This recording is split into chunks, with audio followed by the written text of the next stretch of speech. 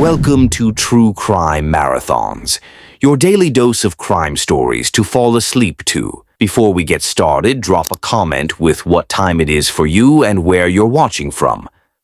I love seeing how far these stories reach around the world. And don't forget to subscribe so you don't miss tomorrow's marathon. It was a cold night in February, and most people were asleep. But one boy, just 16 years old, was out driving a white car through the quiet streets of a small town.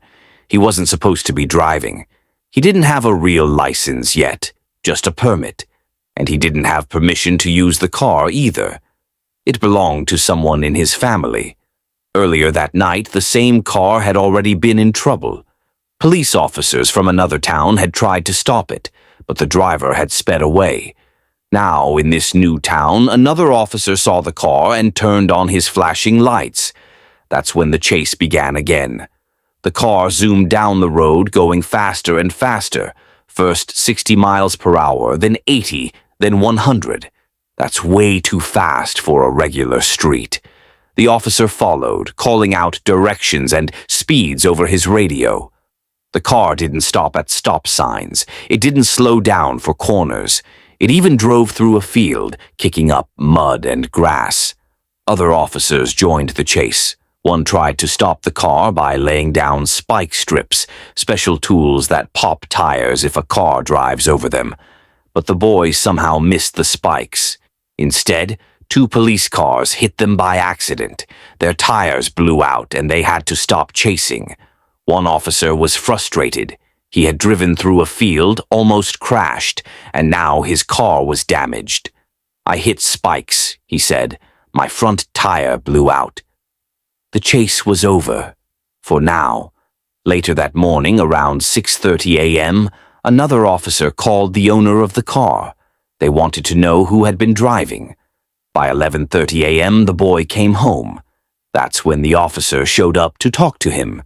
The boy looked calm, but the officer had questions. "Have you been here the whole time?" he asked. "Are you hurt?" The boy said no. He said he had just gotten home and hadn't been hurt at all. The officer asked about the car. "Where is it?" he said. "Is it damaged?" The boy said it was parked nearby and didn't seem broken. He said he didn't think he hit the spike strips. Then the officer asked the big question, "Why did you run from the police?" The boy looked down. "I got scared," he said. "I didn't know what to do." The officer nodded. "They were just stopping you because of your window tint," he said. That means the windows on the car were too dark, which is against the rules in some places. That's all. But instead of stopping, the boy had driven away. The officer kept asking questions. "Why did you take the car?" he said. "You're so close to getting your license." "Why risk it?" The boy shrugged. "I just wanted to drive," he said. It turned out this wasn't the first time he had taken a car without asking. His mom had caught him doing it before. He said he had moved her car to play basketball, but now it was clear he had gone much farther. The officer asked about the night. "Where did you go?" he said. The boy explained. He had driven to a nearby town called Berlin. That's where the first police chase happened. Then he came back home. But when another officer saw him again, he ran a second time. He drove through more towns, past traffic lights, and even through a cornfield. He parked the car, went to his mom's house, and stayed there for a while. Then he came back again, and got chased again. The officer was surprised. 2 police cars got damaged, he said. "Do you know how dangerous that was?" The boy nodded. He said he had gone to a gas station called Quick Trip. He didn't have much money, only $5. But somehow he had driven all over the place, even to a town called Oshkosh. The officer asked about his phone. "Where were you at 5:30 a.m.?" he said. "Your phone stopped working then." The boy said he had turned off his data. That means his phone couldn't be tracked anymore, but his family had been looking for him since 4 a.m. They were worried. His grandma, dad, and others had all tried to find him. The officer was upset. You were starting on the basketball team, he said. You had a good game last night. Then you go and do this. The boy looked down again. I thought about not coming back, he said quietly. The officer leaned in. Don't do that, he said. You're 16. You can recover from this. You're lucky the boy's grandma had some wise words too. No matter how bad things get, she said, you've got to call me. I've told you that before. In the end, the boy was charged with several crimes. He had run from the police, damaged property, and driven without a license. He also got tickets for speeding and not stopping at a traffic light. But the most important thing was that he was safe. The officers were glad they found him. Now it was time to face the consequences and hopefully learn from the mistake. When the boy came home after the wild night of driving, things were quiet, but not for long. His family had been worried sick. His grandma had called around, trying to find him. His dad had been searching too. Everyone was scared something bad had happened. Now that he was back, the police were there to talk. They didn't yell. They didn't get angry. But they were serious. One officer sat down with the boy and asked him to explain everything. The boy tried to stay calm, but he knew he was in trouble. I didn't mean to scare anyone, he said softly. The officer nodded. But you did. Your grandma was crying. Your dad was calling everyone. You were gone for hours and no one knew where you were. The boy looked down. He hadn't thought about that. He had just wanted to drive. He didn't think about how his family would feel. He didn't think about the police cars that got damaged or the danger he was in. His grandma came into the room. She was gentle but firm. You know I love you, she said, but this can't happen again. You could have been hurt. You could have hurt someone else. The boy nodded. I know, he whispered. She sat beside him. You're smart. You're kind. You've got a future. But you've got to make better choices. The officer asked more questions. Why did you run from the police? He said again. The boy shrugged. I got scared. I didn't want to get in trouble. But now you're in more trouble, the officer said. Running made everything worse. The boy's dad came in. He looked tired. You had a basketball game last night, he said. You played great. Then you disappear. Why? The boy didn't have a good answer. He just wanted to drive. He didn't think it would turn into a big mess. His dad sighed. You're 16. You're almost there. You're close to getting your license. You've got school, sports, friends. Why throw it away? The boy felt tears in his eyes. I didn't mean to, he said. The officer explained what would happen next. The boy would get tickets. He might have to go to court. He could lose the chance to get his license soon. He might even have to do community service or take special classes. But you're lucky, the officer said. You're alive. No one got hurt. You can fix this. The boy nodded. He didn't feel lucky, but he knew it could have been worse. His grandma hugged him. We'll help you, she said, but you've got to help yourself too. The boy promised to do better. He said he wouldn't take a car without asking again. He said he'd talk to someone if he felt scared or confused. The officer believed him, but he also knew it would take time. You've got to earn back trust, he said. That's not easy. But it's possible. The boy looked around the room. His family was there. They were upset, but they still cared. He had made a big mistake, but he wasn't alone. After the boy talked with the police and his family, things started to sink in. He wasn't just in trouble. He had scared people, broken rules, and risked lives. Now he had to deal with the consequences. The officer explained what would happen next. The boy would get several tickets. One was for speeding, another was for not stopping at a traffic light. There were more for driving without a license and running from the police. These weren't just small problems. They could lead to court dates, fines, and even time in a special program for young people who break the law. The boy felt nervous. He had never been in this kind of trouble before. He didn't know what court would be like. He didn't know how much money the tickets would cost. He just knew he had messed up. His grandma tried to help. She talked to him about responsibility. When you make a mistake, she said, you have to own it. You can't run away. You have to face it. The boy nodded. He wanted to fix things. He wanted to show he could do better. His dad had a long talk with him, too. You're not a bad kid, he said, but you made a bad choice. Now you've got to work hard to earn back trust. The boy asked what he could do. His dad had ideas. Start by helping around the house, he said. Be honest, be respectful, and stay out of trouble.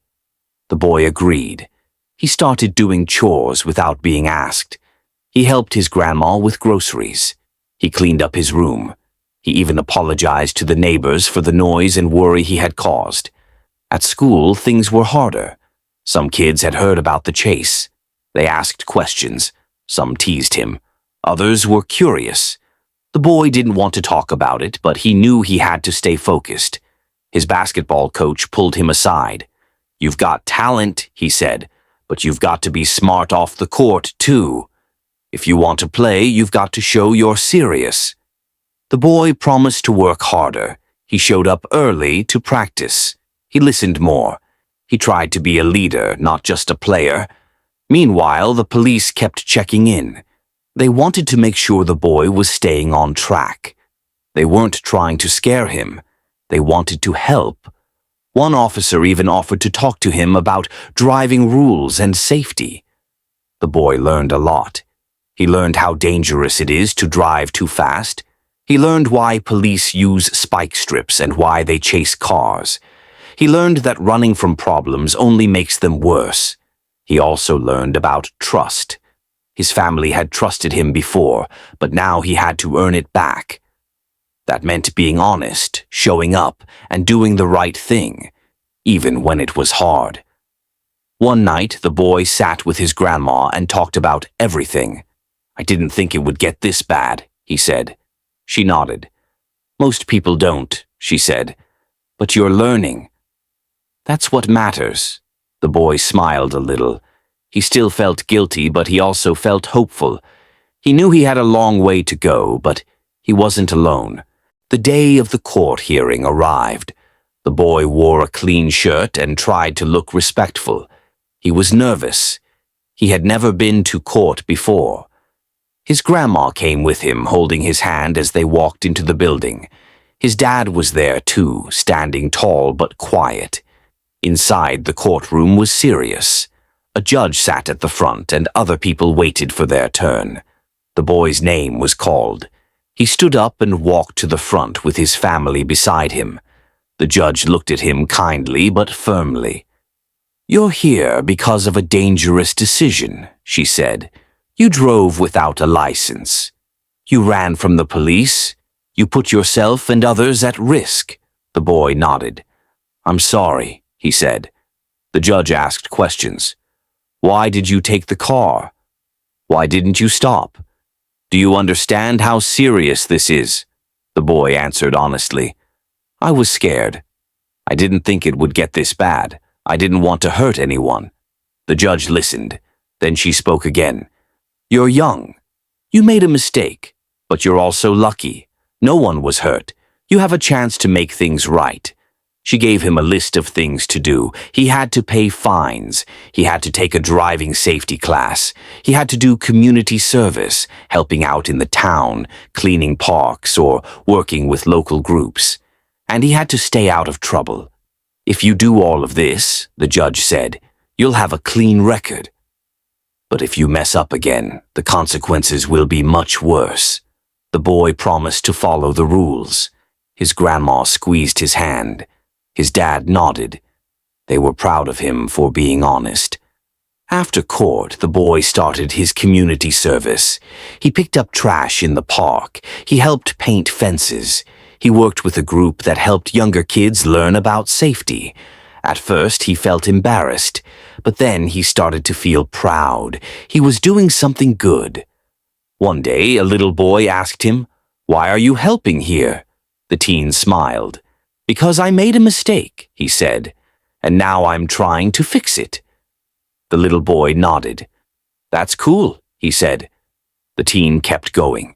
He finished his driving class and learned about road safety. He learned how fast driving can lead to crashes. He learned how police try to protect people. He even learned how to stay calm when things go wrong. At home, things got better too.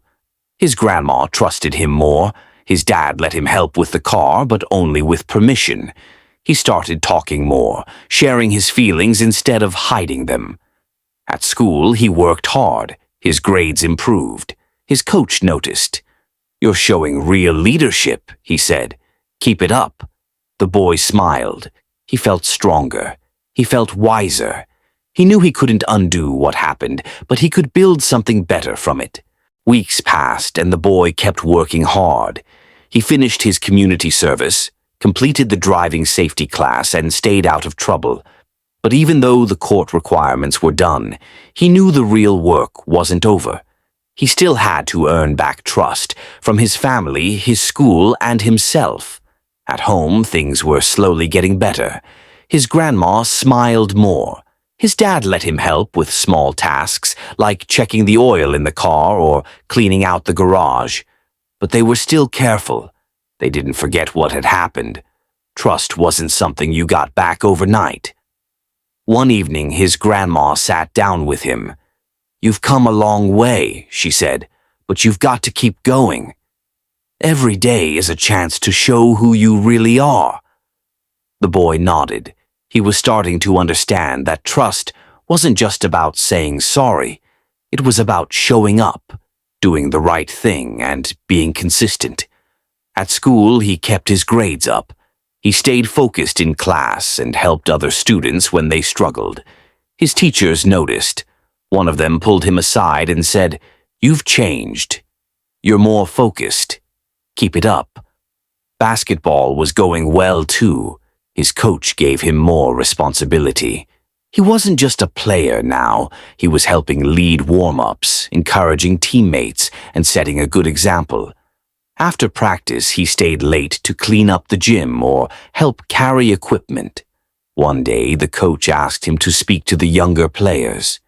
"Tell them what you've learned," he said. The boy stood in front of the group. He felt nervous, but he spoke from the heart. "I made a big mistake," he said. "I thought I could handle things on my own. I didn't ask for help. I ran from my problems. But that only made things worse." He looked around the room. If you ever feel scared or stuck, talk to someone. Don't try to fix it by doing something risky. It's okay to ask for help. The younger players listened. Some nodded. Others looked thoughtful. The coach smiled. "That's leadership," he said.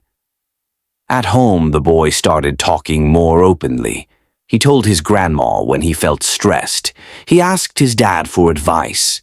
He didn't hide things anymore. He was learning to trust others and to be trustworthy himself. One weekend, his dad took him to a quiet road outside town. "You've earned this," he said. "Let's practice driving." The boy was surprised. "Really?" His dad nodded. "You've shown responsibility. Let's do it the right way." They practiced for an hour. The boy followed the rules, stayed calm, and listened carefully. His dad gave tips and encouragement. "You're doing great," he said. Afterward, the boy felt proud. He hadn't stolen a car. He hadn't run from anyone. He had done it the right way, with permission, with guidance, and with care. Later that month, he applied for his real driver's license. He studied hard, passed the test, and got approved. When he held the license in his hand, it felt different than before.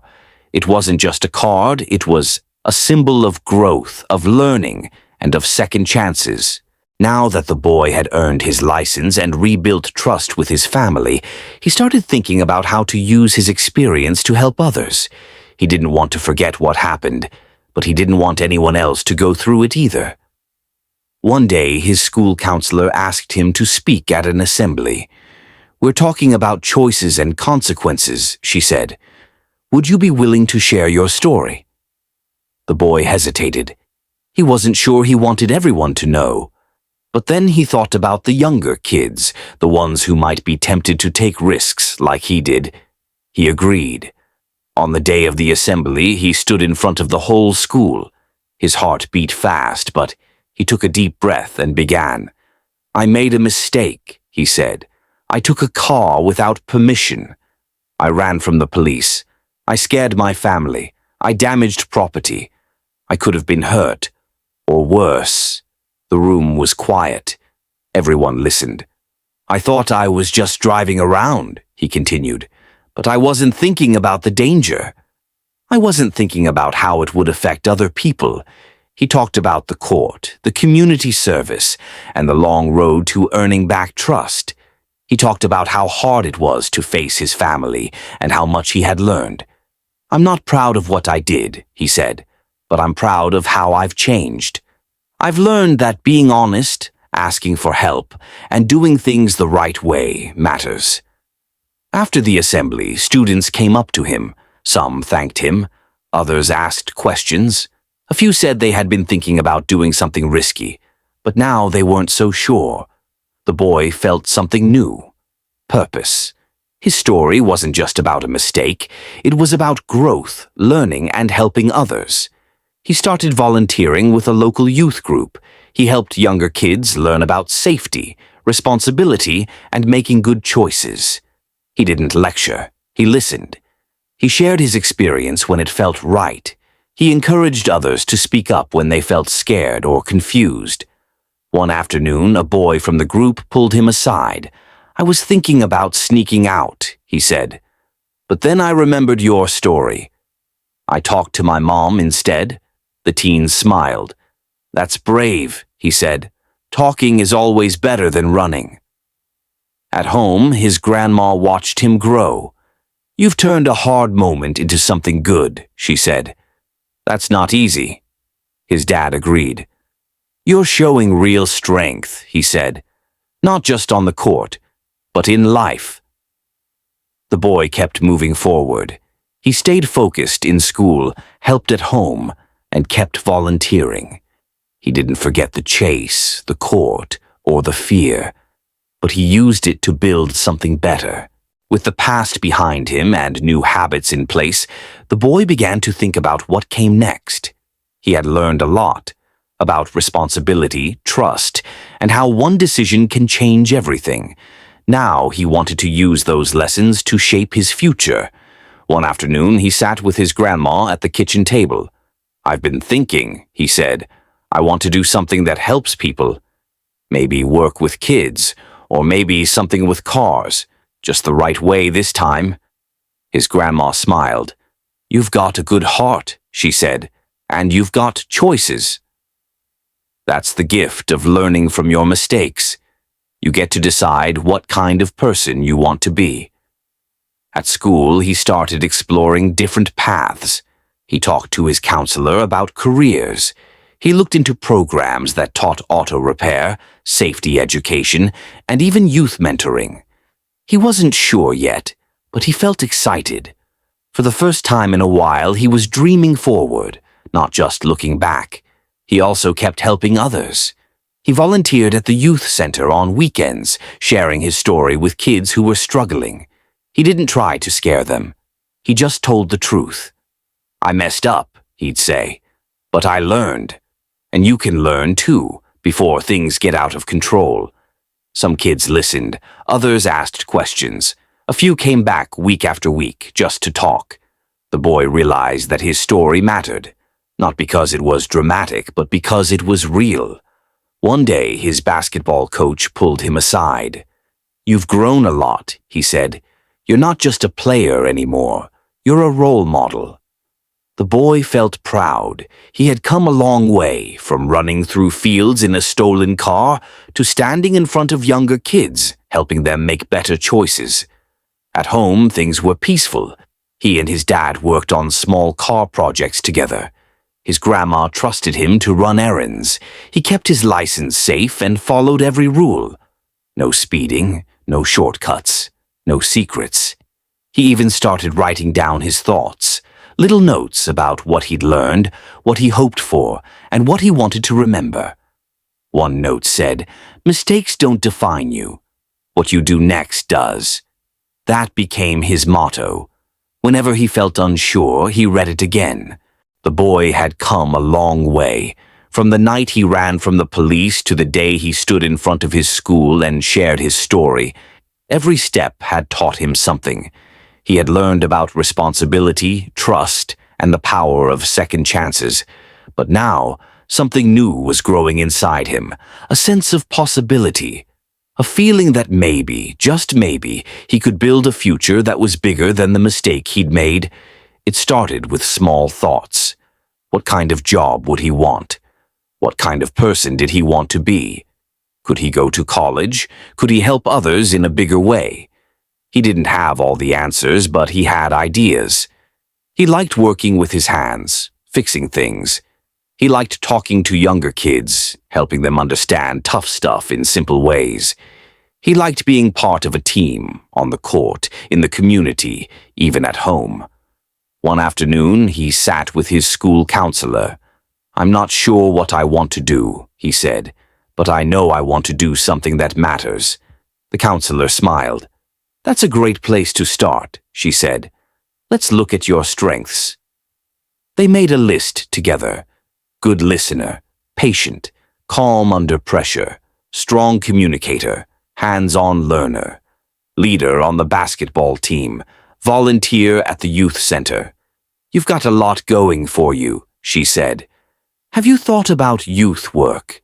Or maybe something in public safety, even auto repair or mechanics?" He nodded. "I've thought about all of those," he said. "I just don't want to mess up again." The counselor leaned in. "You've already shown you can learn from your mistakes. That's one of the most important skills there is." That night, he talked to his grandma. "Do you think I could go to college?" he asked. She looked at him with warmth. "I think you could do anything you set your mind to," she said. "You've got grit. You've got heart.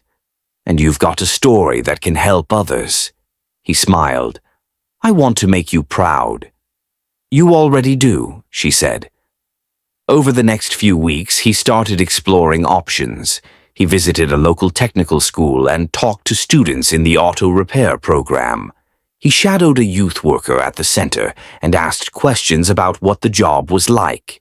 He even looked into programs that trained people to become police officers, not because he wanted to chase people, but because he wanted to protect them.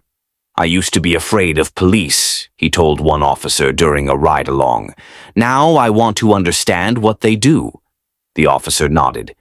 "We're here to help," he said. "And people like you, who've been through it, can make a big difference." The boy kept learning. He read books about leadership and decision-making. He watched videos about careers and college life. He talked to his coach, his dad, his grandma, and even the officer who had first chased him. "You've got something special," the officer said. "You've got insight. You've got empathy." That's rare. One weekend, he helped organize a community event at the youth center. There were games, food, and workshops about safety and choices. He led a session for middle schoolers called "What I Wish I Knew." He stood in front of the group and spoke from the heart. "I used to think I had to figure everything out on my own," he said. "But I learned that asking for help isn't weakness, it's strength." He told them about the chase, the court, the fear, and the long road back. He didn't make excuses. He didn't try to sound perfect. He just told the truth. After the session, a girl came up to him. "My brother's been getting into trouble," she said. "I'm scared for him." The boy listened. "Tell him what you told me," he said. "And if he wants to talk, I'm here." She nodded. "Thanks," she said. "You're really brave." He didn't feel brave, but he felt useful, and that mattered. At school, he kept working hard. His grades improved. His teachers noticed. His coach gave him more leadership roles. He started thinking about applying for scholarships, not just for sports, but for community service. One day, his counselor handed him a flyer. "There's a program for students who've overcome challenges," she said. "You'd be a great fit." He read the flyer carefully. It talked about resilience, growth, and leadership. It felt like it was written for him. He applied. He wrote an essay about his journey, how one night changed everything, and how he chose to change himself. He wrote about his grandma's wisdom, his dad's quiet strength, and the officer who treated him like a person, not just a problem. Weeks later, he got a letter in the mail. He had been accepted. The program would help him prepare for college, connect with mentors, and even offer financial support. He showed the letter to his grandma. She cried. "I knew you could do it," she said. He hugged her tight. "I'm going to make the most of this," he said. This is the story of a 16-year-old boy who made a dangerous decision one night, and how that moment became the start of something much bigger. It's a story about fear, consequences, and the long road to earning back trust. But most of all, it's about growth, resilience, and the power of choosing a better path. It began with a car. The boy didn't have a license, only a permit, and he didn't have permission to drive. But late one night, he took a family member's car and sped through town. When police tried to stop him, he panicked and ran. Not once, but twice. He drove recklessly, through fields and neighborhoods, reaching speeds over 100 miles per hour. Spike strips were deployed, police cars were damaged, and officers were left frustrated and concerned. Eventually, the boy returned home. That's when the real reckoning began. His family had been worried sick. His grandma, dad, and others had searched for him, fearing the worst. When the police arrived, they didn't yell. They asked questions. Why did he run? Why did he take the car? Did he understand how serious this was? The boy admitted he was scared. He hadn't thought things through. He didn't realize how many people he had affected, not just the officers chasing him, but his family, his neighbors, and even himself. From there, the consequences unfolded. He faced multiple charges: reckless driving, fleeing police, driving without a license, and more. He had to appear in court, take a driving safety class, and complete community service. But something important happened along the way.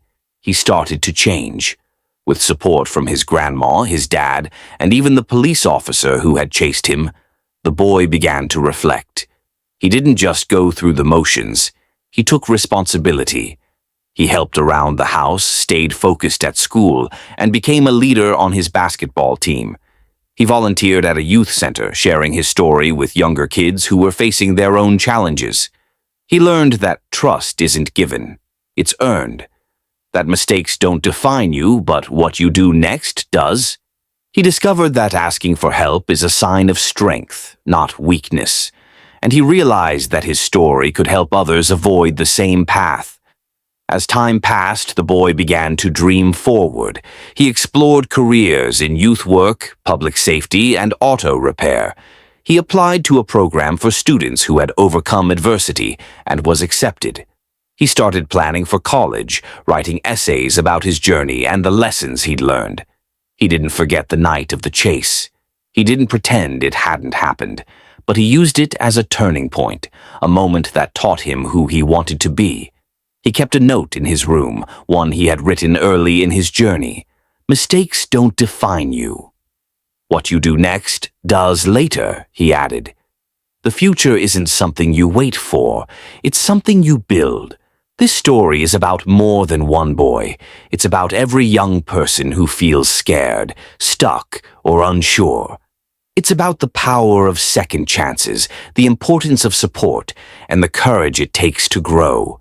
It's a reminder that even when things go wrong, there's always a way forward, if you're willing to take it. And for this boy, that way forward became a path of purpose, leadership, and hope. This is the full journey of a boy who made a dangerous choice, and how that choice became the beginning of something much deeper.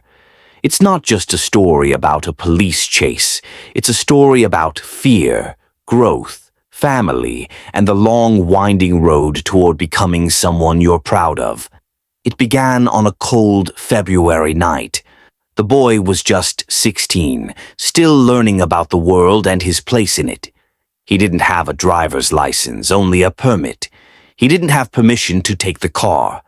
But something inside him, curiosity, restlessness, maybe a need to feel in control, pushed him to grab the keys and drive. That night, he was chased by police not once, but twice. He sped through towns, ignored stop signs, tore through fields, and narrowly avoided spike strips meant to stop him. 2 police cars were damaged, officers were left stunned, and the boy somehow made it home without crashing or getting caught. But the real impact wasn't in the chase, it was in what came after. His family had been terrified. His grandma had called around trying to find him. His dad had searched the streets. They didn't know if he was safe, hurt, or worse. When the police finally spoke to him, they didn't yell. They asked questions. They wanted to understand. The boy admitted he was scared. He hadn't meant to cause harm. He just didn't know how to face the consequences of his actions. But now he had no choice. He was charged with multiple offenses: reckless driving, fleeing police, driving without a license, and more. He had to go to court, take a driving safety class, and complete community service. But something shifted in him. He didn't just go through the motions, he started to reflect. With the support of his grandma, his dad, and even the officer who had chased him, the boy began to change. He helped around the house. He showed up at school. He became a leader on his basketball team. He volunteered at a youth center, sharing his story with younger kids who were struggling. He learned that trust isn't something you ask for, it's something you earn. That being honest, even when it's hard, is the first step toward healing. That asking for help doesn't make you weak, it makes you wise. He started dreaming about the future. He explored careers in youth work, auto repair, and public safety. He applied to a program for students who had overcome adversity and was accepted. He began planning for college, writing essays about his journey and the lessons he'd learned. He didn't forget the night of the chase. He didn't pretend it hadn't happened, but he used it as a turning point, a moment that taught him who he wanted to be. He kept a note in his room. "Mistakes don't define you.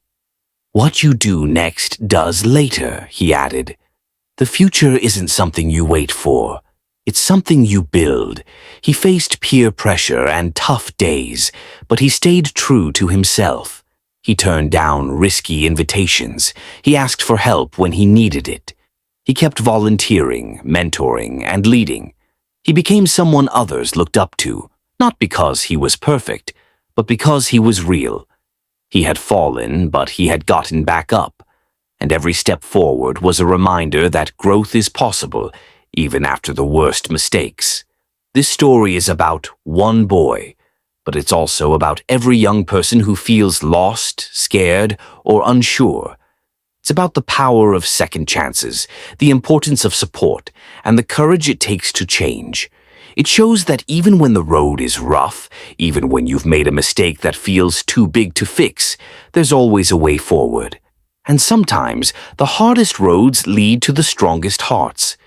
The boy's journey didn't end with a court date or a clean record. It continued with every choice he made afterward. Every time he helped someone, told the truth, or chose the right path, he was building something bigger than himself. He was building a life of meaning. And that's the real story, not just of a chase, but of a transformation.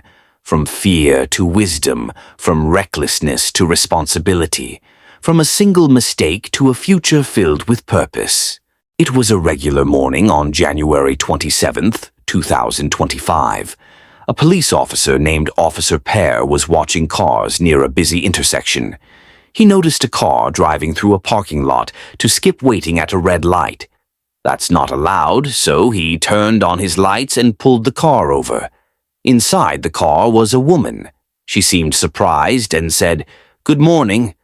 "Everyone does it. There's a car right behind you that did the same thing." She was trying to explain that she wasn't the only one taking the shortcut.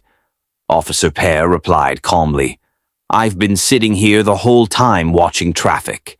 He asked her for her driver's license, registration, and insurance. The woman looked nervous. She said she didn't have her driver's license with her. She explained that she had just moved to the area and came straight from a military base. She said she had switched her purse and forgot to bring her license. Officer Pear wasn't happy about that.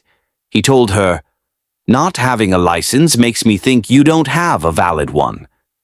She tried to explain again, but the officer said she was being too smart with her words and warned her that she could get a ticket.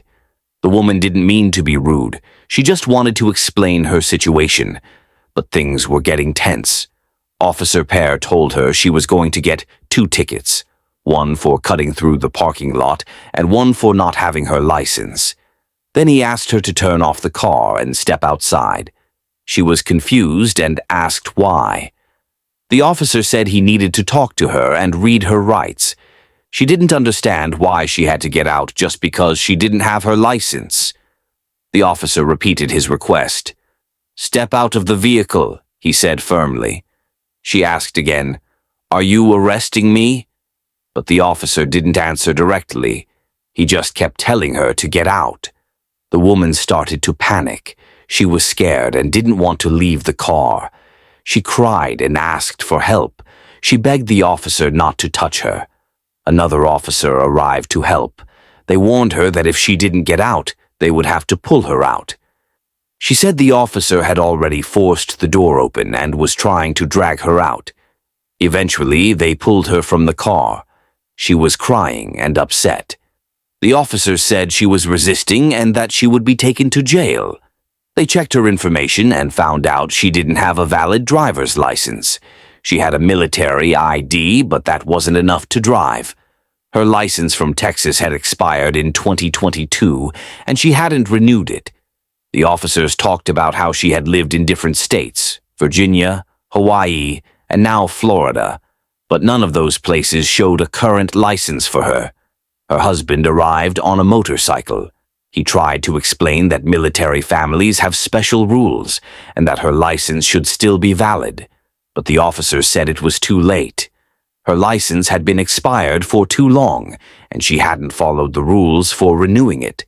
They decided to take her to jail for driving without a valid license and for not listening when they asked her to get out of the car. Her husband said he would take care of the car and follow up later.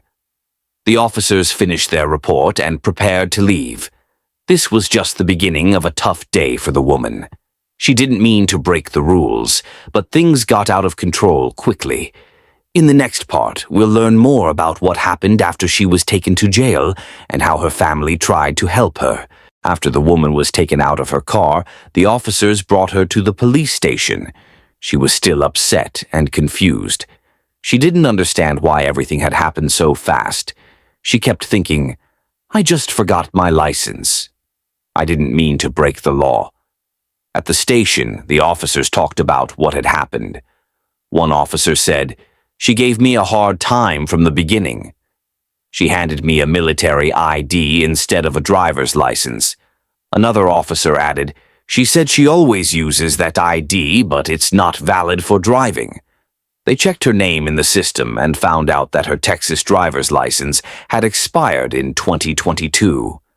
That was 3 years ago. She hadn't renewed it, and she didn't have a license from any other state. The officers were surprised. They said, "Why wouldn't she just go get a new license?" It's been 3 years. They also talked about how she had lived in different places, Virginia, Hawaii, and now Florida. But none of those states showed a current license for her. One officer said, "She acted like she was special and didn't need a license." Another said, "She should know better, especially since her husband works in the military." Later, another officer spoke to the woman again. He asked, "Do you have a license at all?" She said, "Yes, from Texas. I can give you my social security number. I don't know why the other officer didn't ask for it." She explained that she had just switched purses and forgot to bring her license. She didn't mean to cause trouble. She said, "I wasn't resisting. I just wanted to know why she was arresting me." The officer listened and said, "You were detained because you gave her a hard time. She asked you to step out, and you refused." The woman said, "I didn't know I was being arrested." She didn't say that at first. She just said she wanted to read me my rights. I was confused. Meanwhile, her husband arrived at the station. He was riding a motorcycle and looked worried.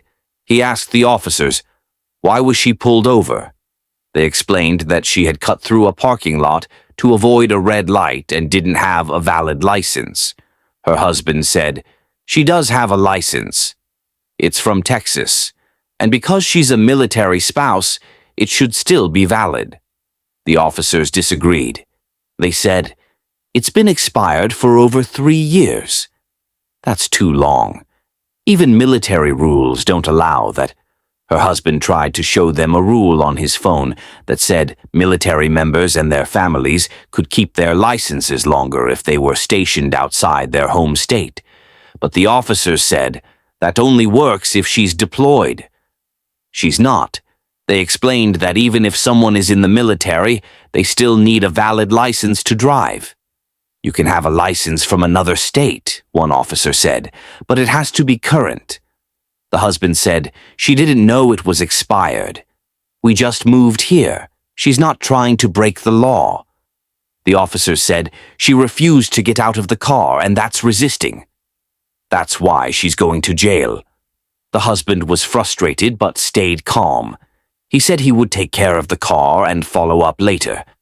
The officers let him drive the car away while they kept the woman at the station. This was a hard moment for the woman and her family. She didn't mean to cause trouble, but forgetting her license and not listening to the officers made things worse. In the next part, we'll see what happens after she's booked at the station and how her husband tries to help her clear things up. Back at the police station, things were still tense. The woman sat quietly, trying to understand what had gone wrong. She wasn't trying to break the law. She had just forgotten her license and didn't know it was expired. The officers were talking among themselves. One said, "She's been living in Florida since last year. That means she should have a Florida license." Another officer added, "Her Texas license expired in 2022. That's 3 years ago." They looked up the rules. In most places, if you move to a new state, you're supposed to get a new license within a few months. But military families have special rules. If someone is in the military or married to someone in the military, they can sometimes keep their license from another state longer. One officer said, "That only works if she's deployed." She's not, so she should have renewed it. Another officer disagreed. Her husband says the license is still valid because of military rules. They checked the law again. It said that military members and their families could keep their license from another state if they were stationed outside that state. But the license still had to be valid, not expired. The officers were confused. They didn't know if her license counted as valid or not. One said, "Even if she's allowed to keep her Texas license, it's been expired for 3 years. "That's too long," her husband tried to explain. "We just moved here." She didn't know it was expired. She thought her military ID was enough. The officer said, "That ID can't be used to drive. It's not a driver's license." The woman was still upset. She said, "I wasn't trying to resist. I just wanted to understand what was happening. I didn't know I was being arrested." One officer said, "She refused to get out of the car." That's resisting. Another officer said, "She was crying and scared." Maybe she didn't understand. They talked about what to do next. Should they charge her with resisting arrest? Should they let her go with a warning? Should they accept the military rule about her license? In the end, they decided to keep her in custody for now.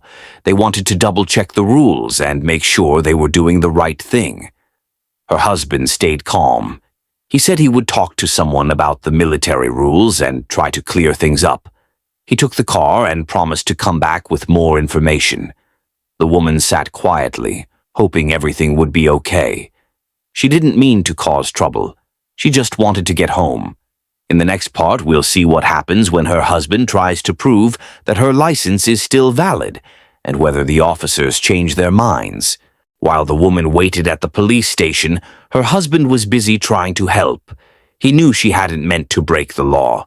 She was just confused and scared. He wanted to make sure the officers understood that. He looked up the military rules on his phone. There was a law that said if someone was in the military or married to someone in the military, their driver's license from another state could stay valid longer. But there was a catch. It only worked if the license hadn't been suspended or canceled, and it had to be renewed within a certain time. He showed the officers the rule. "Look," he said, "her license is from Texas. She's a military spouse. It should still be valid." One officer looked at the screen and said, "That rule only works if she's deployed. She's not, and the license expired in 2022. That's 3 years ago." Her husband replied, "We didn't know it was expired. We just moved here. She thought her military ID was enough." The officers weren't sure what to do. They didn't want to punish someone who didn't mean to break the law, but they also had to follow the rules. One officer said, "Even if she's allowed to keep her Texas license, it has to be valid." "This one isn't," another officer added. "She refused to get out of the car." "That's resisting. We can't ignore that." Her husband stayed calm. He said, "She was scared. She didn't know what was happening. She wasn't trying to resist." The officers talked about it. They agreed that she hadn't handled things well, but they also saw that she wasn't trying to be mean or dangerous.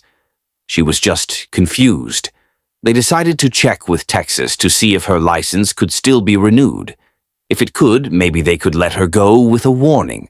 While they waited for the answer, her husband sat with her. He told her everything would be okay. He said, "We'll figure this out. Just stay calm." She nodded, still shaken but thankful he was there. In the next part, we'll find out what Texas says about her license and whether she'll be allowed to go home or face more trouble. While the woman waited at the station, the officers made a call to Texas to check her license. They wanted to know if it was still valid under military rules. Her husband had said it should be, but the officers needed to be sure. After a while, the answer came back. Texas confirmed that her license had expired in 2022. That meant it had been expired for more than 3 years. Even with military rules, that was too long. The license was no longer valid. The officers shared the news with her. "Texas says your license is expired. You can't drive with it anymore." She looked down, feeling embarrassed. "I didn't know," she said quietly. "I thought it was still okay." Her husband tried to help. "She's a military spouse. We move a lot. It's hard to keep track of everything." The officers understood, but they had to follow the law. "We get that," one said, "but driving without a valid license is a serious issue." And refusing to get out of the car made it worse. They explained that she would be charged with 2 things: driving without a valid license and resisting the officer's orders. That meant she would have to go to court. Her husband asked, "Can she be released today?" The officers said, "She'll need to be processed first. Then she might be released until her court date." The woman was scared. She had never been in trouble before. She didn't know what to expect. Her husband stayed with her as long as he could. He promised to help her through everything. "We'll fix this," he said. "We'll get your license renewed and talk to a lawyer." The officers gave her some papers that explained what would happen next. She would have to go to court and explain her side of the story. A judge would decide what to do. Before she left the station, one officer said, "Next time, just stay calm and listen. Things go better when people cooperate." She nodded. "I understand now." In the next part, we'll follow her journey as she prepares for court, tries to renew her license, and learns how to handle tough situations with confidence. After the woman was released from the police station, she went home with her husband. She was still shaken up from everything that had happened. She had never been arrested before, and now she had to go to court. Her husband sat down with her and said, "We need to get your license fixed first." That's the most important thing. They looked up how to renew her Texas driver's license. Since it had been expired for more than 3 years, she couldn't just renew it online. She would have to go through a longer process, maybe even take a driving test again. She sighed. "I didn't know it was expired. I thought my military ID was enough." Her husband said, "It's okay. We'll fix it, but we also need to get ready for court." They decided to talk to a lawyer. The lawyer explained what the charges meant. "You're being charged with driving without a valid license and resisting an officer," he said, "but we can explain your side of the story." The lawyer asked her to write down everything that happened. She wrote about how she had just moved, how she forgot her license, and how she got scared when the officer asked her to step out of the car. She wrote, "I didn't mean to resist. I just didn't understand what was happening." The lawyer said, "That's good. We'll tell the judge that you were confused, not trying to break the law." They also gathered documents to show that she was a military spouse and had moved recently. They printed out the rule that said military families could keep their licenses longer, even if they lived in a different state. The lawyer said, "This might help. It shows you weren't trying to hide anything." She felt a little better. She still didn't like what had happened, but now she had a plan. Her court date was coming up soon. She would have to stand in front of a judge and explain everything. She was nervous, but she knew she had to be honest and calm. Her husband said, "Just tell the truth. You didn't mean to do anything wrong." She nodded. "I'll try." In the next part, we'll go to court with her and see what the judge says. Will she get in trouble, or will the judge understand her side of the story? Let's find out. The day of the court hearing finally arrived. The woman woke up early, feeling nervous. She dressed neatly and brought all the papers her lawyer had helped her prepare. Her husband came with her, holding her hand and reminding her to stay calm. At the courthouse, they sat in a waiting room with other people who also had hearings that day. Some looked worried, some looked bored, and some were talking quietly with their lawyers. The woman tried to stay focused. She kept thinking, "I just want to explain what happened." When her name was called, she walked into the courtroom. The judge sat at the front, wearing a black robe. The officers who had arrested her were there too. Her lawyer stood beside her. The judge began by asking the officers to explain what happened. One officer said, "She was pulled over for cutting through a parking lot to avoid a red light. When I asked for her license, she didn't have it. She gave me a military ID instead." The judge nodded. "And then?" "She refused to step out of the car when I asked," the officer continued. "She was crying and yelling. We had to pull her out. That's why she's charged with resisting." The judge turned to the woman. "Do you understand the charges?" She nodded. "Yes, Your Honor." Her lawyer spoke next. "My client is a military spouse. She recently moved to Florida and didn't realize her Texas license had expired. She wasn't trying to break the law. She was confused and scared." The judge asked, "Why didn't you get out of the car when the officer asked?" The woman took a deep breath. "I didn't understand what was happening. I didn't know I was being arrested. I just wanted to know why." The judge listened carefully. "Did you know your license was expired?" "No," she said. "I thought it was still okay because of the military rules." Her lawyer handed the judge a copy of the rule that said military families could keep their licenses longer. The judge read it and said, "This rule helps military families, but it doesn't allow someone to drive with an expired license for 3 years." The woman nodded. "I understand now."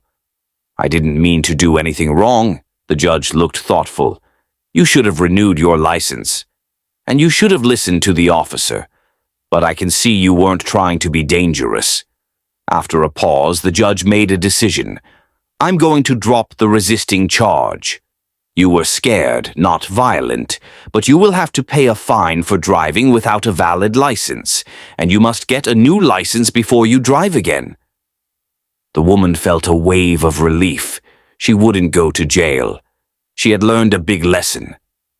Her husband smiled and squeezed her hand. "We'll go fix your license today." As they left the courtroom, the woman felt grateful.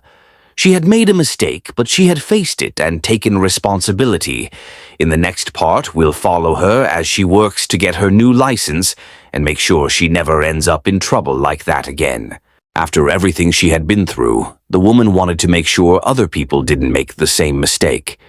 She knew how scary and confusing it could be to deal with police, especially when you didn't understand the rules. So she decided to share her story. She started by talking to other military families in her neighborhood. Some of them had also moved from different states and weren't sure about the driving laws. She told them, "If your license is from another state, make sure it's still valid. Don't assume your military ID is enough." They listened closely. One person said, "I didn't know that. I thought my ID covered everything." Another said, "I've been using my old license for years. I guess I should check it." She explained how her license had expired and how she didn't realize it. She told them how important it was to renew it and to carry it with them every time they drove. "Even if you're in the military or married to someone who is," she said, "you still have to follow the rules." Her story helped others understand the importance of staying up to date. Some people went to check their licenses right away. Others asked her for help figuring out what to do if they had moved recently. She also talked about how to stay calm during a traffic stop. "If a police officer pulls you over," she said, "listen carefully. Don't argue. Ask questions politely. And if they ask you to step out of the car, do it." She told them how scared she had been and how things got worse because she didn't understand what was happening. "I wasn't trying to be rude," she said. "I just didn't know what to do." Her husband helped her organize a small meeting at the local community center. They invited other families and even a police officer to come speak. The officer explained the rules and answered questions. He said, "We're here to keep people safe.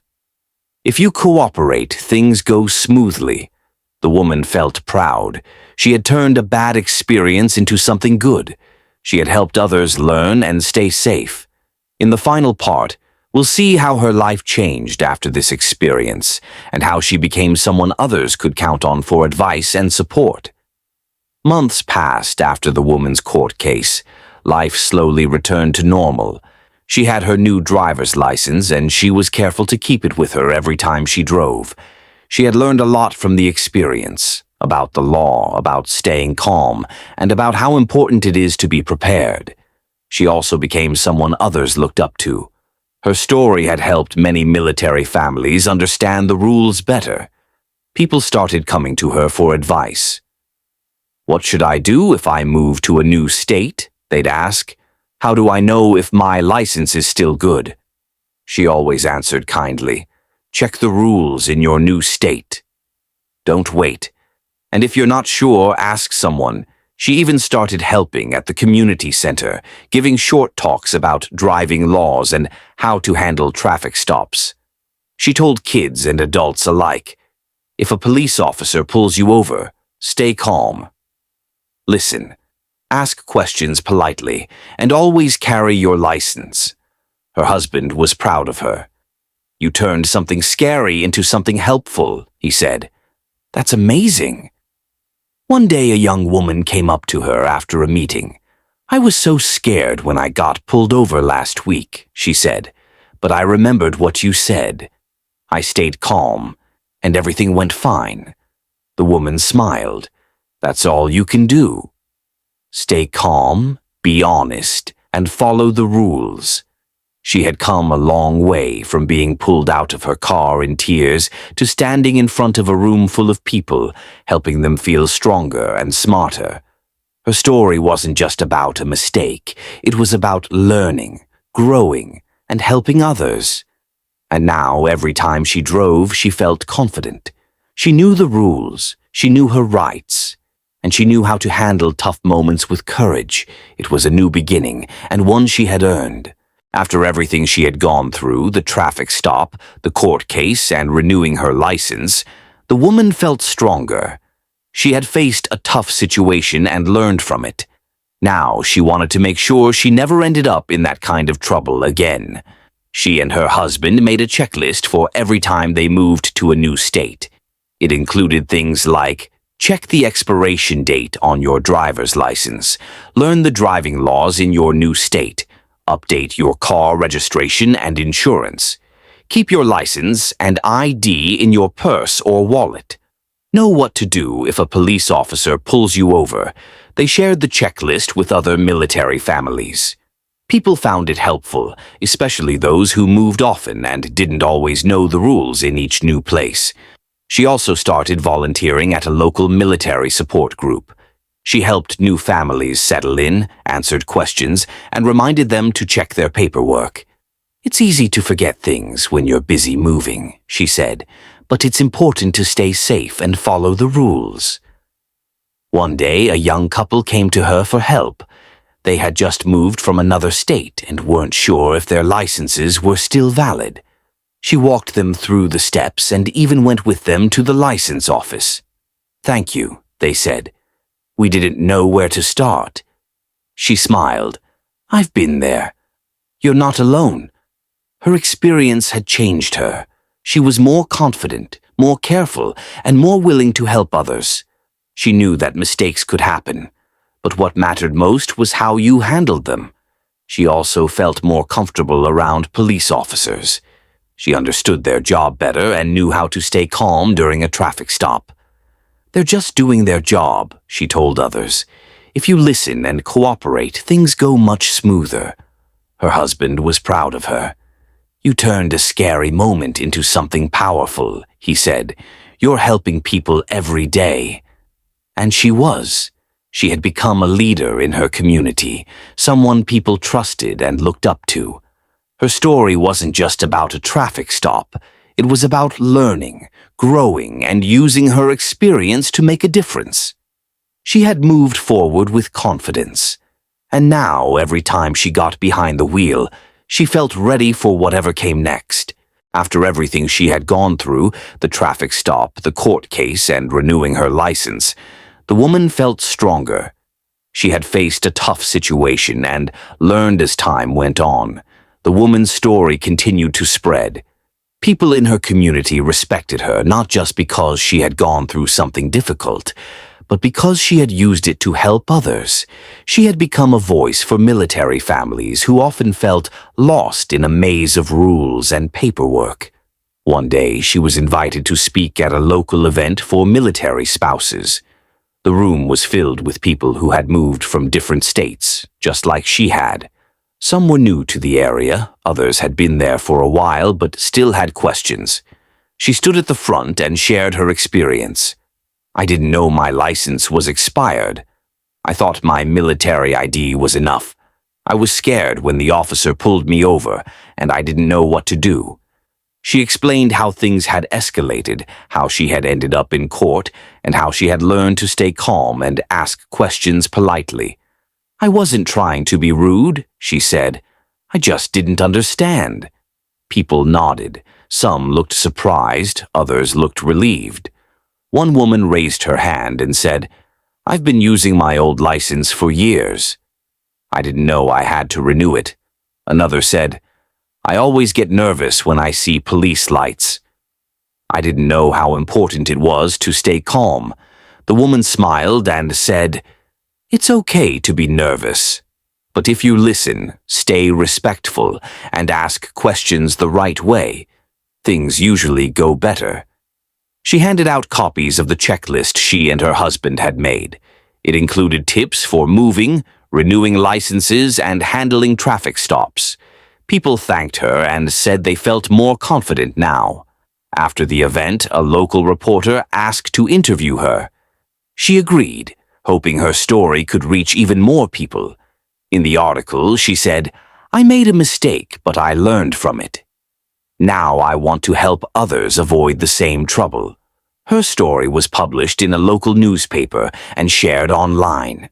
Messages started coming in from people in other cities and states. Some said they had gone through similar experiences. Others said they were grateful for the advice. She realized her voice mattered. She wasn't just helping her neighborhood, she was helping people everywhere. Her husband hugged her and said, "You've made a real difference." She smiled. "I just want people to feel safe and prepared." In the next part, we'll see how she uses her experience to work with local leaders and police departments to improve how traffic stops are handled, especially for people who are scared or confused. Her journey isn't over. It's just growing bigger. It was a regular work day at the car parts store. The sun was shining, and people were coming in to buy things like batteries and tools for their cars. One of the workers, a man named Jordan, was outside talking to a police officer. He looked calm, even though something serious was happening. Jordan explained to the officer that the store had called the police because they thought he had stolen money. He didn't run away or try to hide. Instead, he gave the officer his ID and said he wanted to be honest. He said he wasn't trying to look guilty and just wanted to explain what happened. Inside the store, there were cameras that showed Jordan putting money in his pocket. But Jordan said the cameras only showed part of the story. They showed him inside the store, but not what happened outside. He said that made things confusing because it didn't show everything. Jordan talked about a customer who had been coming to the store for months. This customer would ask for a refund, which means getting money back for something they returned. But instead of waiting at the register, the customer would go outside pretending to work on his car. Jordan would then bring the money outside and give it to him. The store manager told the police that Jordan had been giving refunds to this customer, but the customer said he never got the money. The manager said Jordan kept the money for himself. There were pictures and videos showing Jordan putting money in his pocket, and the manager said it happened more than once. Jordan tried to explain that he wasn't the only one involved. He said that every refund needed a manager's approval. That means a manager had to type in a special code to make the refund happen. Jordan said he couldn't do it alone. He also said that one of the managers helped with the refunds and gave him part of the money. The police listened carefully. They asked questions to understand what really happened. Jordan said he should have been smarter and noticed something was wrong. He admitted that he made a mistake by trusting the customer too much. He said he didn't know the customer personally and was just trying to help. The manager said the total amount of money that went missing was about $900. That's a lot of money. Jordan said he didn't take all of it, but the store had proof that he did. They had videos, receipts, and even a statement from Jordan saying he had taken the money. The police explained that because the amount was so high, it was considered a serious crime. It was called grand theft, which means stealing something worth a lot of money. Jordan was told he couldn't come back to the store anymore. If he did, he could be arrested again. Even though Jordan said he didn't get all the money, the police had enough evidence to arrest him. They asked him to turn around so they could put handcuffs on him. Jordan didn't fight or argue. He said he should have been smarter and that he learned a lesson. As the police took him away, they said he would see a judge the next day. The judge would decide what would happen next. Jordan said he could pay the money back if needed, but it was too late. He was taken to jail and the store was left to figure out how to fix the problem. Before things got serious, Jordan had been working at the car parts store for a while. He knew how to help customers, how to handle money, and how to use the computer system to give refunds. A refund is when someone returns something they bought and gets their money back. Jordan had done this many times before, so it felt like just another part of his job. One day, a man started coming to the store often. He didn't act like most customers. Instead of staying inside and talking to the workers at the counter, he would go outside and pretend to work on his car. He would ask for a refund, but instead of waiting for it at the register, he'd say, "Just bring it out to me."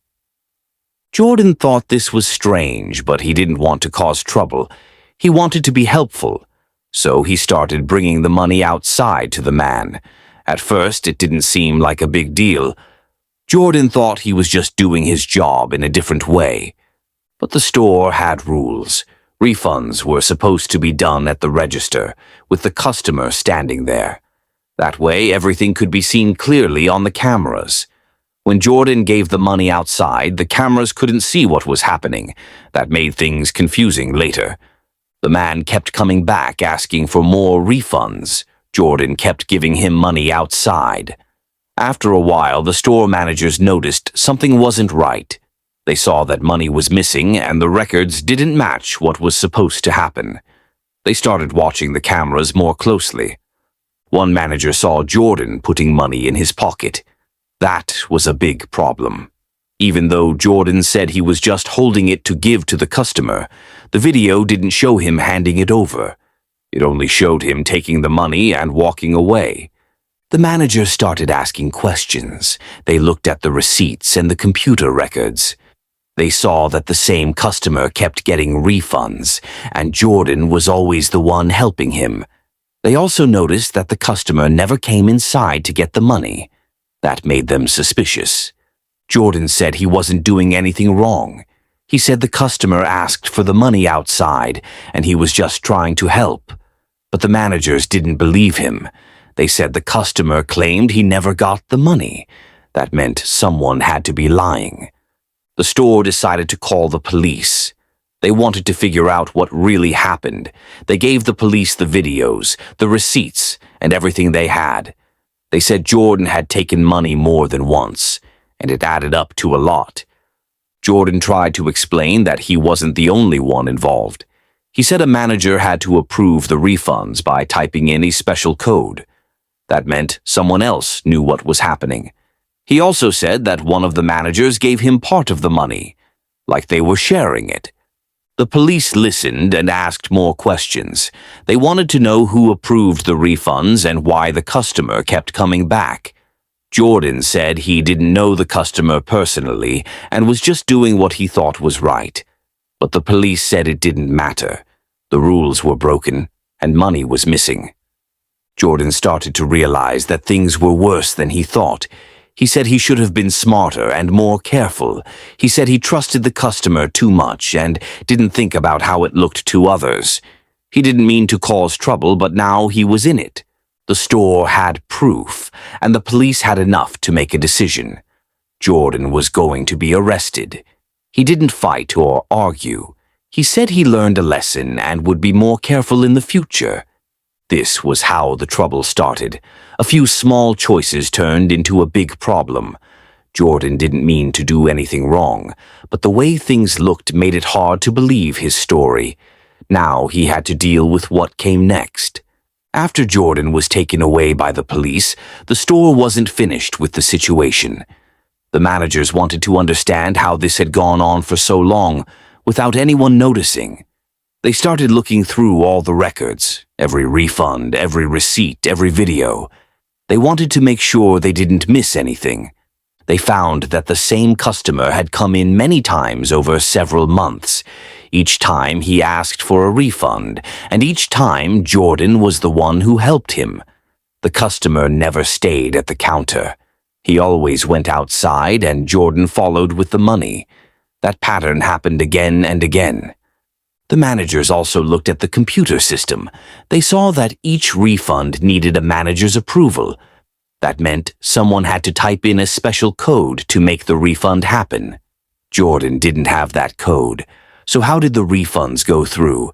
They started asking other workers if they had seen anything strange. Some said they noticed Jordan going outside with money, but they didn't know why. Others said they didn't want to get involved. One person said they saw Jordan talking to a manager before giving out a refund. That made things more confusing. The police came back to the store to talk to the managers again. They wanted to know who had the code and who approved the refunds. The managers said only a few people had access to the code, and they were supposed to use it carefully. But now they weren't sure if someone had used it the wrong way. Jordan had said that one of the managers helped him and gave him part of the money. The police wanted to know if that was true. They asked the manager questions, but the manager said he didn't do anything wrong. He said Jordan was lying to protect himself. The police didn't have proof that the manager was involved. There were no videos showing the manager giving money to Jordan. There were no messages or notes. It was just Jordan's word against the manager's. That made it hard to know what was true. Meanwhile, the customer who kept asking for refunds was nowhere to be found. The store tried to contact him, but he didn't answer. He had given a fake phone number and didn't leave any real information. That made things even harder. Without the customer, they couldn't ask him what really happened. The store decided to change its rules. From now on, all refunds had to be done at the counter, with the customer standing there. No more giving money outside. They also made sure only trusted managers could use the refund code. They wanted to make sure this never happened again. Jordan was still in jail, waiting to see the judge. He had told the police everything he knew, but they weren't sure if he was telling the whole truth. He said he didn't mean to steal and just wanted to help. But the videos and receipts told a different story. The store felt sad about the whole situation. Jordan had been a good worker before this happened. He helped customers and worked hard. But one mistake had changed everything. Now they had to move on and make sure their store was safe and honest. The investigation showed how small choices can lead to big problems. It also showed how important it is to follow rules, even when things seem harmless. Jordan didn't think giving money outside was a big deal, but it turned into something serious. Now the store had to rebuild trust and make sure everyone followed the right steps. After spending the night in jail, Jordan was brought to court the next morning. He sat quietly in a small room with other people who had also been arrested. Everyone waited for their turn to talk to the judge. Jordan didn't know what would happen, but he hoped he could explain everything and maybe get a second chance. When it was Jordan's turn, he walked into the courtroom. The judge sat high up behind a big desk. There were lawyers, police officers, and other people watching. Jordan stood in front of the judge feeling nervous but trying to stay calm. The judge asked Jordan if he understood why he was there. Jordan said yes. He knew he was being accused of stealing money from the store where he worked. The judge said the crime was called grand theft, which meant stealing something worth a lot of money. In Jordan's case, it was around $900. Jordan's lawyer spoke next. He said Jordan had never been in trouble before and had always worked hard. He said Jordan didn't mean to steal and was just trying to help a customer. He asked the judge to be fair and give Jordan a chance to explain. Then the judge asked Jordan to speak. Jordan said he was sorry for what happened. He said he didn't think he was doing anything wrong at the time. He thought he was helping someone who needed a refund. He admitted that he should have followed the store's rules and kept everything at the counter. Jordan also said he didn't take all the money. He said some of it went to the customer and some might have been handled by a manager. But he admitted that he made a mistake by not asking more questions and by trusting someone he didn't really know. The judge listened carefully. He said that even if Jordan didn't mean to steal, the way things looked made it hard to believe his story. The videos showed Jordan putting money in his pocket. The receipts showed refunds that didn't match. And the customer had disappeared, which made things even more suspicious. The judge said that stealing from a workplace was serious. It broke trust and made people feel unsafe. But he also said that Jordan had been honest during the investigation and didn't try to run away. That showed he was willing to take responsibility. Jordan's punishment wasn't decided right away. The judge said they needed more time to look at the evidence and talk to the store. Jordan was allowed to go home, but he had to promise to come back to court when asked. He also had to stay away from the store and not talk to anyone involved. Jordan felt a mix of relief and worry. He was glad he didn't have to stay in jail, but he knew the problem wasn't over. He had to wait and see what the judge would decide. He hoped that being honest and saying sorry would help. Back at home, Jordan thought about everything that had happened. He remembered how it started with just one refund outside the store. He thought about how he should have asked for help or told someone when things felt strange. He realized that even small choices can lead to big problems.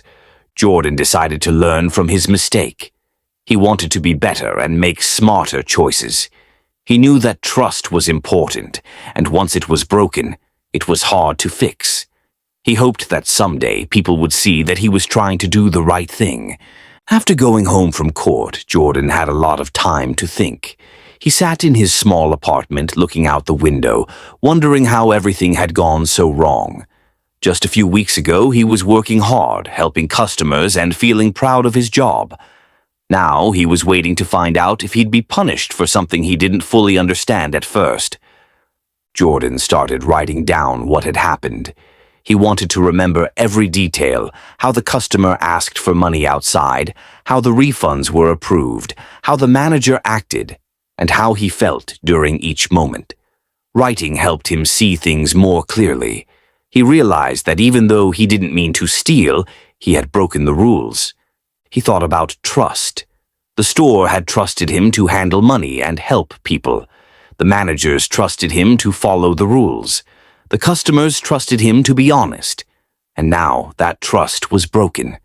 Jordan felt sad about that. He didn't want people to think he was a bad person. Jordan also thought about the customer who kept asking for refunds. Why did he always go outside? Why didn't he wait at the counter like everyone else? Jordan realized that the customer might have been tricking him. Maybe the customer knew that giving money outside would look suspicious. Maybe he planned it that way. Jordan felt angry, but mostly at himself. He wished he had asked more questions. He wished he had told the manager when things felt strange. He wished he had said no when the customer asked for money outside. But he didn't. He went along with it, and now he was paying the price. He decided to make changes. He wanted to be more careful in the future. If he ever got another job, he would follow every rule, even the small ones. He would speak up if something didn't feel right. He would ask for help instead of trying to fix things alone. Jordan also wanted to help others learn from his mistake. He thought about talking to young people, maybe at schools or community centers. He could tell them his story and explain how easy it is to get into trouble when you don't ask questions or follow rules. He wanted to turn something bad into something good. While waiting for the judge's final decision, Jordan kept busy. He read books, helped his neighbors, and stayed out of trouble. He didn't want to waste time feeling sorry for himself. He wanted to grow and become better. One day he got a letter from the court. It said he had to come back for another hearing. That meant the judge was ready to decide what would happen next. Jordan felt nervous but also ready. He had learned a lot, and he hoped the judge would see that. Jordan knew he couldn't change the past, but he could shape his future. He wanted to be someone people could trust again. He wanted to prove that he was more than one mistake. And he hoped that, with time, others would believe that too. Jordan returned to court for his final hearing.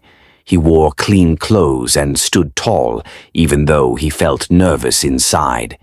He had spent weeks thinking about everything that happened, how it started, what went wrong, and what he could do to make things right.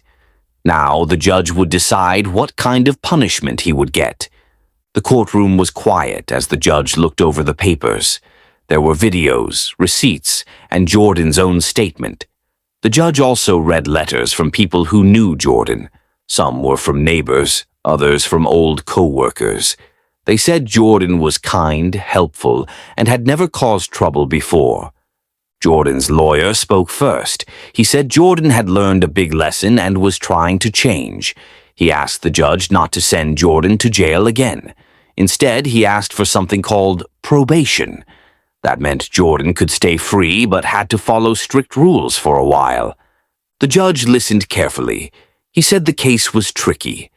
Jordan didn't act like someone who wanted to steal, but the way he handled the money was wrong. Giving refunds outside the store, not following the rules, and trusting someone without proof had caused a lot of problems. Then the judge spoke directly to Jordan.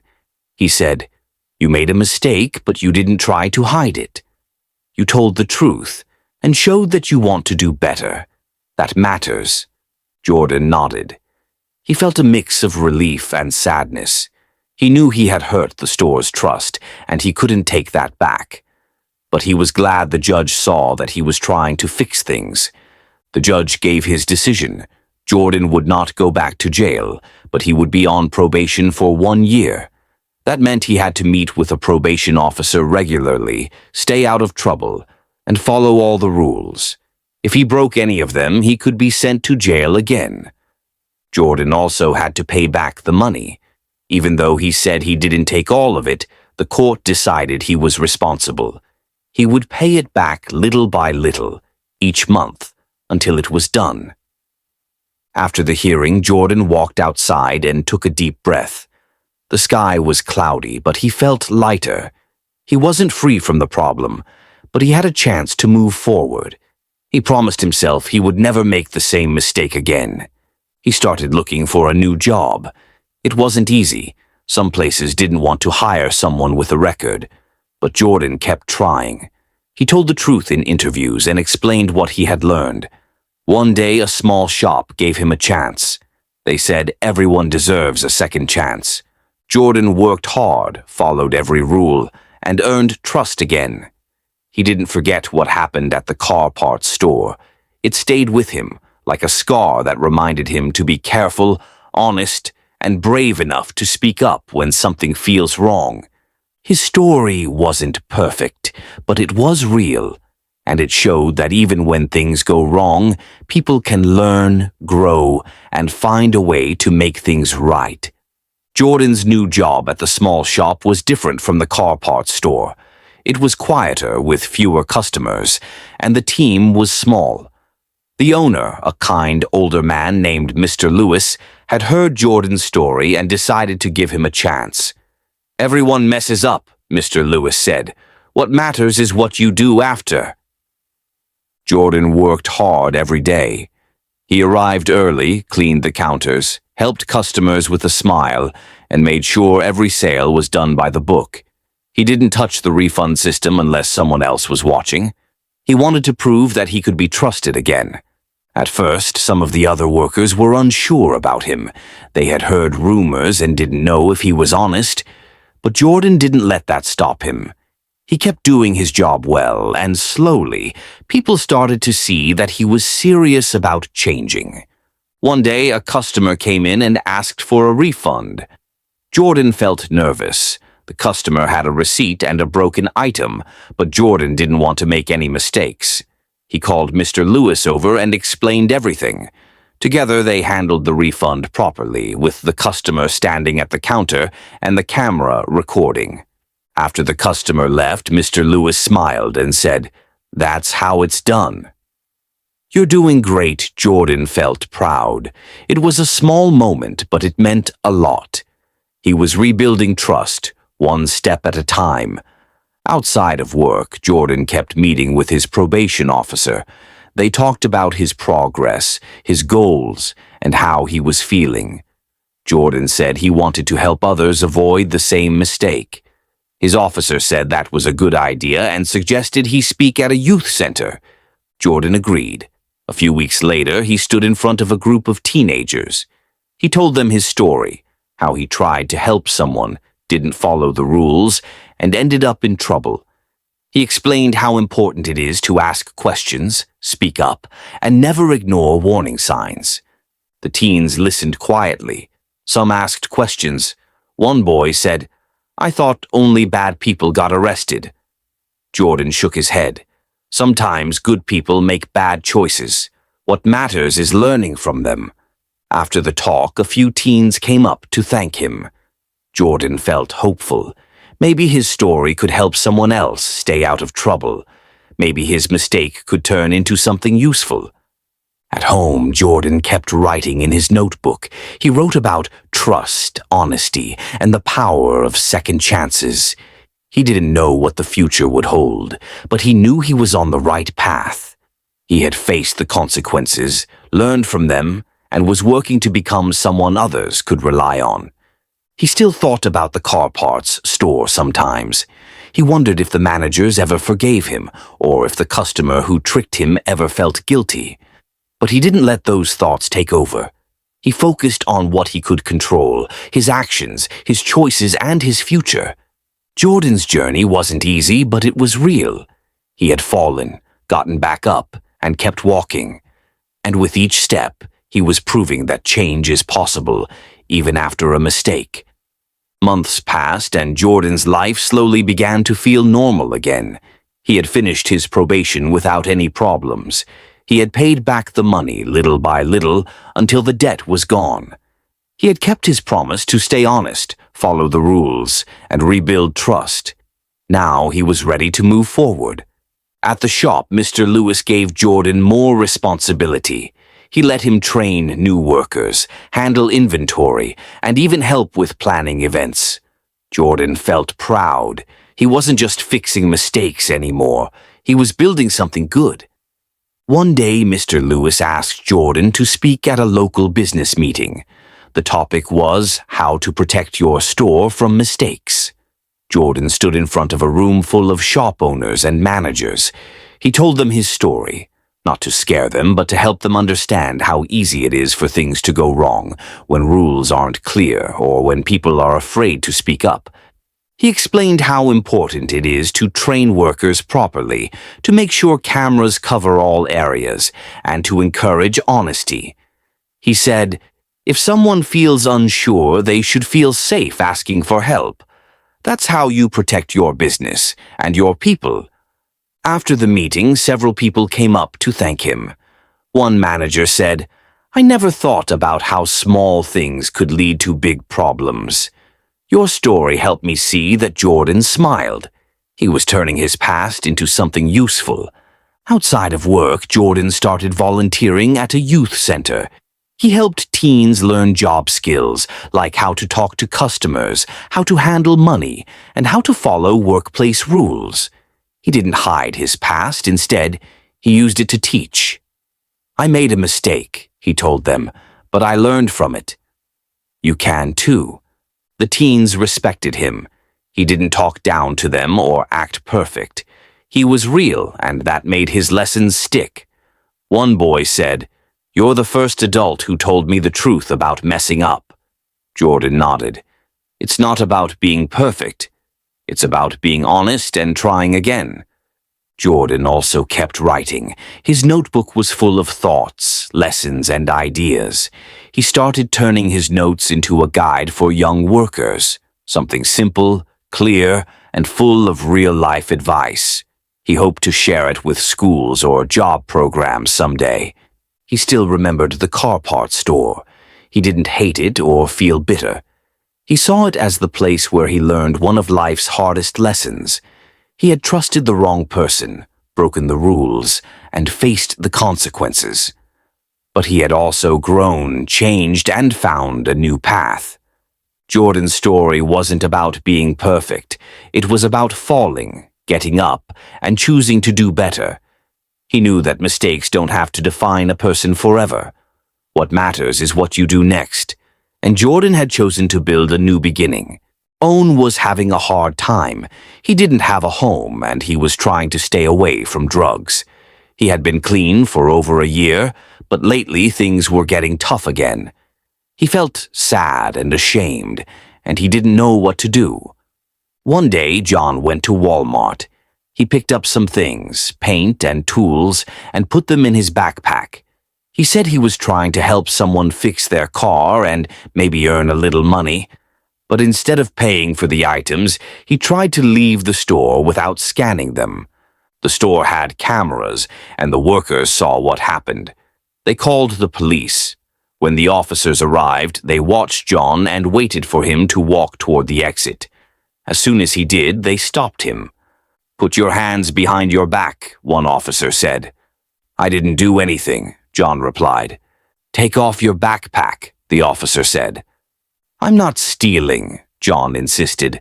"I'm not walking out." But the officer told him he was stealing and asked him to stay still. They led him to a room in the store to talk. Inside the room, the officer asked John questions. He wanted to know if John had anything dangerous in his backpack, like drugs. John said no. He also said he was homeless and had been staying at a place called Lightgate, which helped people who were trying to change their lives. John asked if he could use his vape, but the officer said no because he didn't know what was inside it. Then the officer read John his rights. That means he told John what the law says, that he didn't have to talk if he didn't want to, and that he could have a lawyer help him. John said he understood. The officer asked John what happened. John said he was struggling. He had been clean from drugs for a long time, but now he was having a hard time again. He said he was trying to help someone fix a car and thought he could make a little money. He felt bad and said he had never stolen anything before. The officer listened. He said he wasn't trying to be mean or send John to jail just to be cruel. He said many people who get caught stealing do go to jail, but it depends on their past and the choices they make. John said he had been ignoring calls from his family because he felt ashamed. He didn't want them to know he was struggling again. The officer said he would check to see if John could go home instead of going to jail. There was a program called APAD that helped people like John. If he qualified, he could leave and get help. While they waited, the officer talked to John more. He found out that John had been arrested before, just a few months earlier. He had been sleeping outside after drinking and didn't leave when the police asked him to. Because of that, he had a record, and it meant he couldn't join the APAD program. That meant John had to go to jail. John was sad. He asked if there was any way to avoid it, but the officer said no. He gave John a paper with the name and phone number of someone who could help him find a place to live and get help with his addiction. "This isn't a setback," the officer said. "Using drugs is a setback. This might help you wake up and get your life back together." John nodded. He knew he had made a mistake. He hoped that going to jail would help him stay away from drugs and find a better path. In the end, John was arrested for stealing. He said he was just trying to help someone fix a car, but the cameras showed he didn't pay for the items. What started as a quick trip to Walmart became another mark on his record. It was a reminder that even small mistakes can have big consequences. After John was arrested, the police took him to jail. It wasn't a big, scary place like in movies, but it was still serious. There were rules, and John had to follow them. He had to give up his backpack and everything in his pockets. The officers checked to make sure he didn't have anything dangerous. After breakfast, John met with a counselor named Maria. She was kind and patient, and she didn't judge him. She asked him about his life, how he ended up homeless, what made him start using drugs, and what he wanted for his future. John told her everything. He said he used to have a job and a place to live, but things fell apart after he got hurt and couldn't work. He started using drugs to feel better, but it only made things worse. He lost his home, his job, and his friends. He had been clean for over a year, but the stress of being homeless made it hard to stay strong. Maria listened carefully. She said recovery wasn't just about quitting drugs. It was about rebuilding your life. That meant finding a safe place to live, getting a job, and learning how to deal with stress in healthy ways. She helped John sign up for a recovery program. It had group meetings, one-on-one counseling, and classes that taught life skills. John would learn how to manage money, apply for jobs, and take care of himself. At first, John felt nervous. He didn't know anyone in the group, and he was afraid they would judge him. But when he walked into the room, he saw people just like him, people who had made mistakes but wanted to change, One man named Ray talked about how he used to steal to buy drugs. He said he had been in jail 5 times but was now clean and working at a car repair shop. A woman named Tanya said she had lost her kids because of her addiction, but she was working hard to get them back. John listened and felt less alone. He shared his story too. He said he had been arrested for stealing from Walmart, but he didn't want to be that person anymore. He wanted to be someone his family could be proud of. The group clapped and told him he was brave. That made John smile. Over the next few weeks, John went to meetings every day. He learned how to deal with cravings and how to stay calm when things got hard. He started writing in a journal, which helped him understand his feelings. He also helped clean the shelter and fix things around the building. One day, Maria told him about a job opening at a local garage. They needed someone to help with small repairs and cleaning. John was excited. He went to the garage and met the owner, Mr. Lee, who asked him a few questions.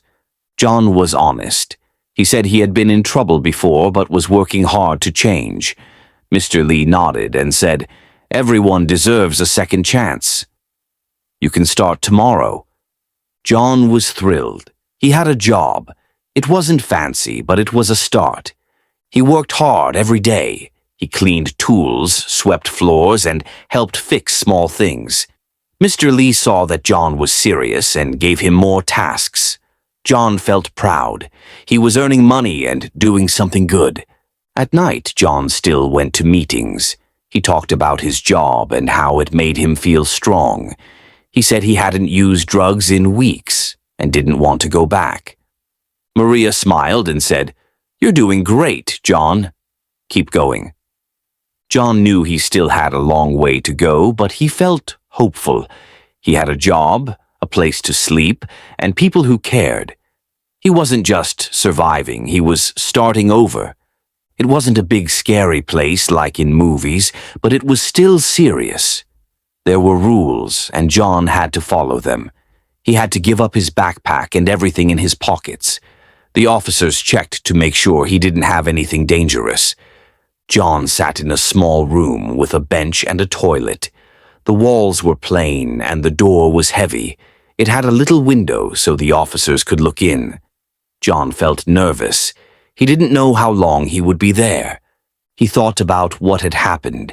He hadn't meant to steal. He was just trying to get by.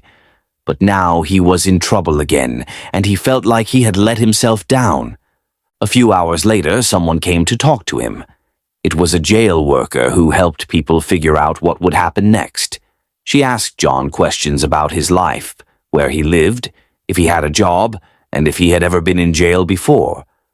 John told her the truth. He said he was homeless and had been staying at Light Gate. He didn't have a job, but he was trying to help people fix cars to earn money. He said he had been arrested once before for sleeping outside after drinking. The worker nodded and wrote things down. She said John might have to stay in jail for a few days until he saw a judge. The judge would decide what to do next. John asked if he could call someone. The worker said yes and gave him a phone. He called his mom, but she didn't answer. He left a message saying he was okay, but in jail. He didn't say why. He didn't want her to worry. Later, John was moved to a bigger room with other people. Some were quiet, some were loud. Everyone had their own story. John didn't talk much. He just sat and thought. He remembered what the officer had said. This isn't a setback. Using drugs is a setback. John knew he had to stay strong. He didn't want to go back to using drugs. He wanted to get better. The next day, John met with someone from a program that helped people in jail. She talked to him about getting help for his addiction and finding a place to live. She said there were people who cared and wanted to help. John listened. He didn't know if he could trust her, but he wanted to believe her. He said he was ready to change. He didn't want to keep making mistakes. The woman gave him a paper with phone numbers and places he could go when he got out. She said it wouldn't be easy, but it was possible. John thanked her. He felt a little hope. That night, John lay on his bunk and stared at the ceiling. He thought about his life, about the choices he had made and the people he had hurt. He didn't want to be the kind of person who stole things. He wanted to be someone his family could be proud of. He promised himself that when he got out, he would try harder. He would call the people on the list. He would go to the meetings. He would stay away from drugs. He didn't know what the judge would say, but he knew what he wanted. A second chance. A few days after John was arrested, he was taken to court. The building was big and quiet, with lots of people walking around in suits. John sat in a waiting room with other people who had also been arrested. Some looked nervous, some looked bored. John felt both. When it was his turn, an officer led him into a courtroom. There was a judge sitting at a high desk, wearing a black robe. The judge looked serious but not mean. There was also a lawyer who spoke for the state, and another lawyer who could help John if he needed it. The judge asked John to stand. "You're here because you were caught trying to leave Walmart without paying for items," the judge said. "Do you understand?"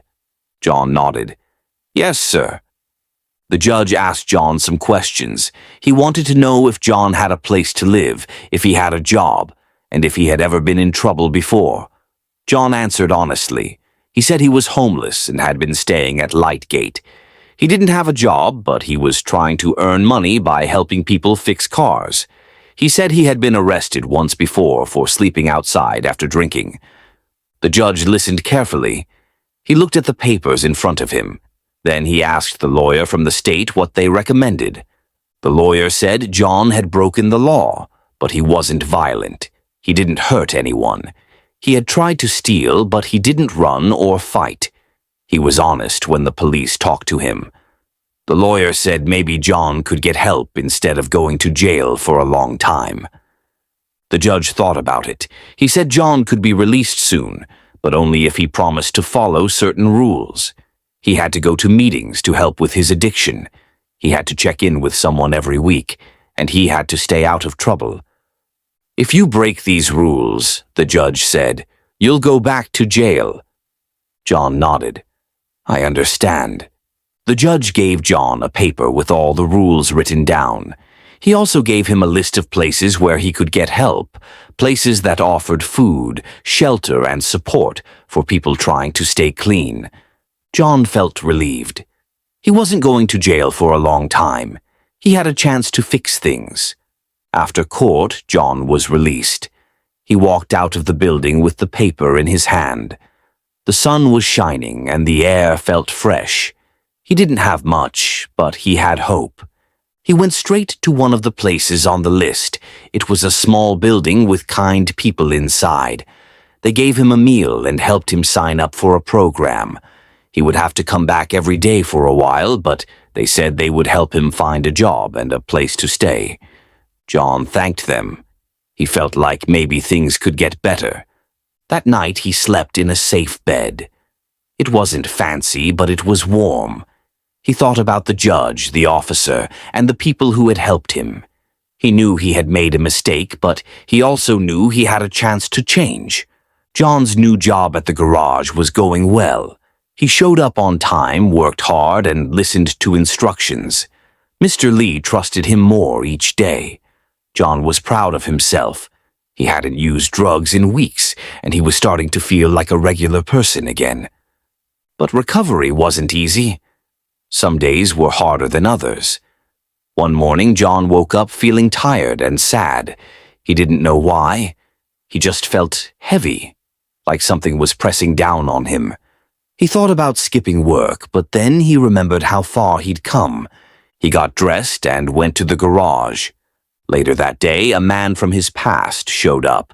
His name was Mike, and he used to sell drugs.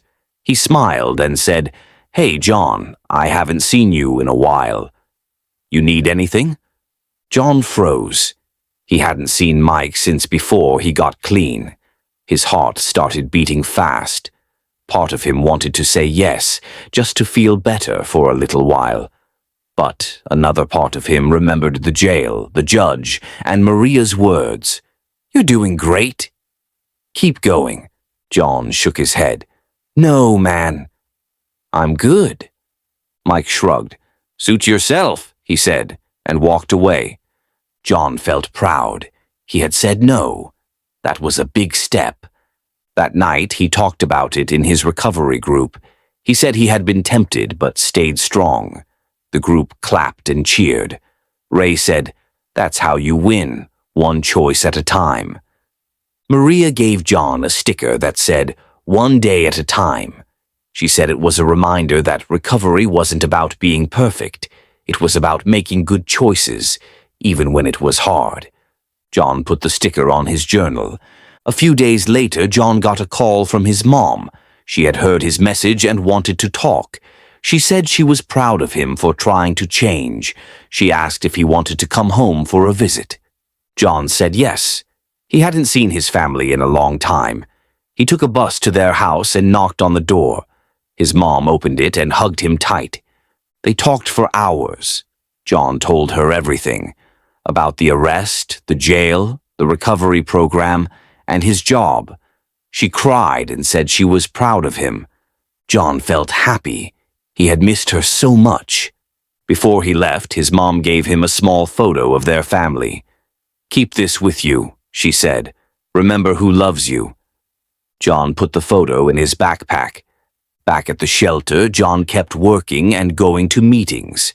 He helped new people who were just starting recovery. He told them his story and said, "If I can do it, you can too." One day, Maria asked John if he wanted to speak at a school. They were having a program about making good choices, and she thought John's story could help kids understand how small decisions can lead to big changes. John said yes. At the school, he stood in front of a group of kids and told them about his life. He said he had made mistakes but was working hard to fix them. He said stealing might seem small, but it can lead to big trouble. He said drugs don't solve problems, they make them worse. The kids listened. Some asked questions. One boy said, "You're brave." John smiled. "Thanks," he said. "I just want you to know that you always have a choice. Even when things are hard, you can choose to do the right thing." After the talk, Maria gave John a certificate that said, "Community Speaker." It wasn't a fancy award, but it meant a lot. John hung it on the wall at the shelter. He still had hard days. Sometimes he felt sad or tired, but he kept going. He remembered the judge, the garage, the group, and his mom's hug. He knew he wasn't perfect, but he was trying. And that mattered. John had come a long way. He was working at the garage, going to recovery meetings, and staying clean. He still had hard days, but he was learning how to handle them. One thing that helped most was talking to others who were going through the same thing. Maria noticed how much John had grown. She asked him if he wanted to become a peer mentor. That meant helping new people in the recovery program, listening to their stories, sharing his own, and showing them that change was possible. John said yes. He started meeting with people who had just joined the program. Some were scared, some were angry, and some didn't believe they could change. John told them about his arrest, his time in jail, and how he had almost given up. He said that getting help was the best choice he ever made. One man named Chris said he didn't think he could stay clean. He had tried before and always failed. John said, "I felt the same way. But every time you try, you get stronger. You're here now. That means you haven't given up." Chris nodded. He came back the next day. John also helped at the shelter. He cleaned rooms, served food, and talked to people who were having a rough time. He didn't judge anyone. He knew what it felt like to be lost. One afternoon, a woman named Denise came in. She was shaking and crying. She said she had nowhere to go and didn't know what to do. John sat with her and listened. He gave her a warm meal and told her about the recovery program. Denise joined the next day. John felt proud. He wasn't just fixing his own life, he was helping others fix theirs. He also started speaking at more schools. He told kids about making good choices and how even small mistakes could lead to big problems. He said it was okay to ask for help, and that being strong didn't mean doing everything alone. One teacher said, "You're making a difference, John." John smiled. "That's all I want." He still went to meetings every week. He still wrote in his journal. He still carried the photo of his family in his backpack. Every time he felt weak, he looked at it and remembered why he was trying so hard. One day, Mr. Lee offered John a full-time job. "You've earned it," he said. "You show up, you work hard, and you care." John accepted. He now had a steady income and could start saving money. He talked to Maria about finding his own apartment. She helped him fill out forms and look at places. A few weeks later, John moved into a small studio. It wasn't fancy, but it was his. He had a bed, a table, and a little kitchen. He hung up his community speaker certificate and put his family photo on the wall. He sat on the bed and smiled. He had come so far. In the next part, we'll follow John as he faces new challenges, like staying strong when life gets busy and learning how to forgive himself for the past. John was doing well. He had a job, a place to live, and people who believed in him. He was helping others and staying clean. But even with all the good things happening, there was something that still bothered him. His past. Sometimes, when he was alone, memories would come back. He'd think about the times he had stolen, the people he had hurt, and the nights he had slept outside, cold and scared. He felt guilty. He wondered if he could ever truly make up for those mistakes. One evening, after a long day at work, John sat in his apartment and opened his journal. He wrote about how he was feeling. He said he was proud of how far he'd come, but he still felt ashamed of the things he had done. He brought it up at his next recovery meeting. "I'm doing better," he said, "but I still feel bad about the past. I don't know how to forgive myself." Maria, who was leading the group that day, nodded. "That's normal," she said. "Recovery isn't just about changing your actions, it's about healing your heart. Forgiveness takes time." Ray added, "You're not the same person you were back then. You're showing up, doing the work, and helping others. That's how you make peace with the past." John listened. He didn't expect the guilt to disappear overnight, but it helped to know he wasn't alone. Later that week, John decided to visit Lightgate, the shelter where he had stayed when he was homeless. He wanted to thank the people who had helped him and maybe give back. He walked in and saw some familiar faces. One of the workers, Ms. Carla, smiled when she saw him. "John, look at you," she said. "You look great." John smiled. "I just wanted to say thank you." "You helped me when I had nothing." Ms. Carla hugged him. "We're proud of you." John asked if he could volunteer. He wanted to help clean, serve food, and talk to people who were struggling. Ms. Carla said yes. He started coming once a week. He talked to people who were just starting their recovery journey. He told them about his arrest, his time in jail, and how he had found hope. He said, "You don't have to stay stuck. You can change." One man, Marcus, said, "I don't think I can do it." John replied, "I didn't think I could either." But here I am.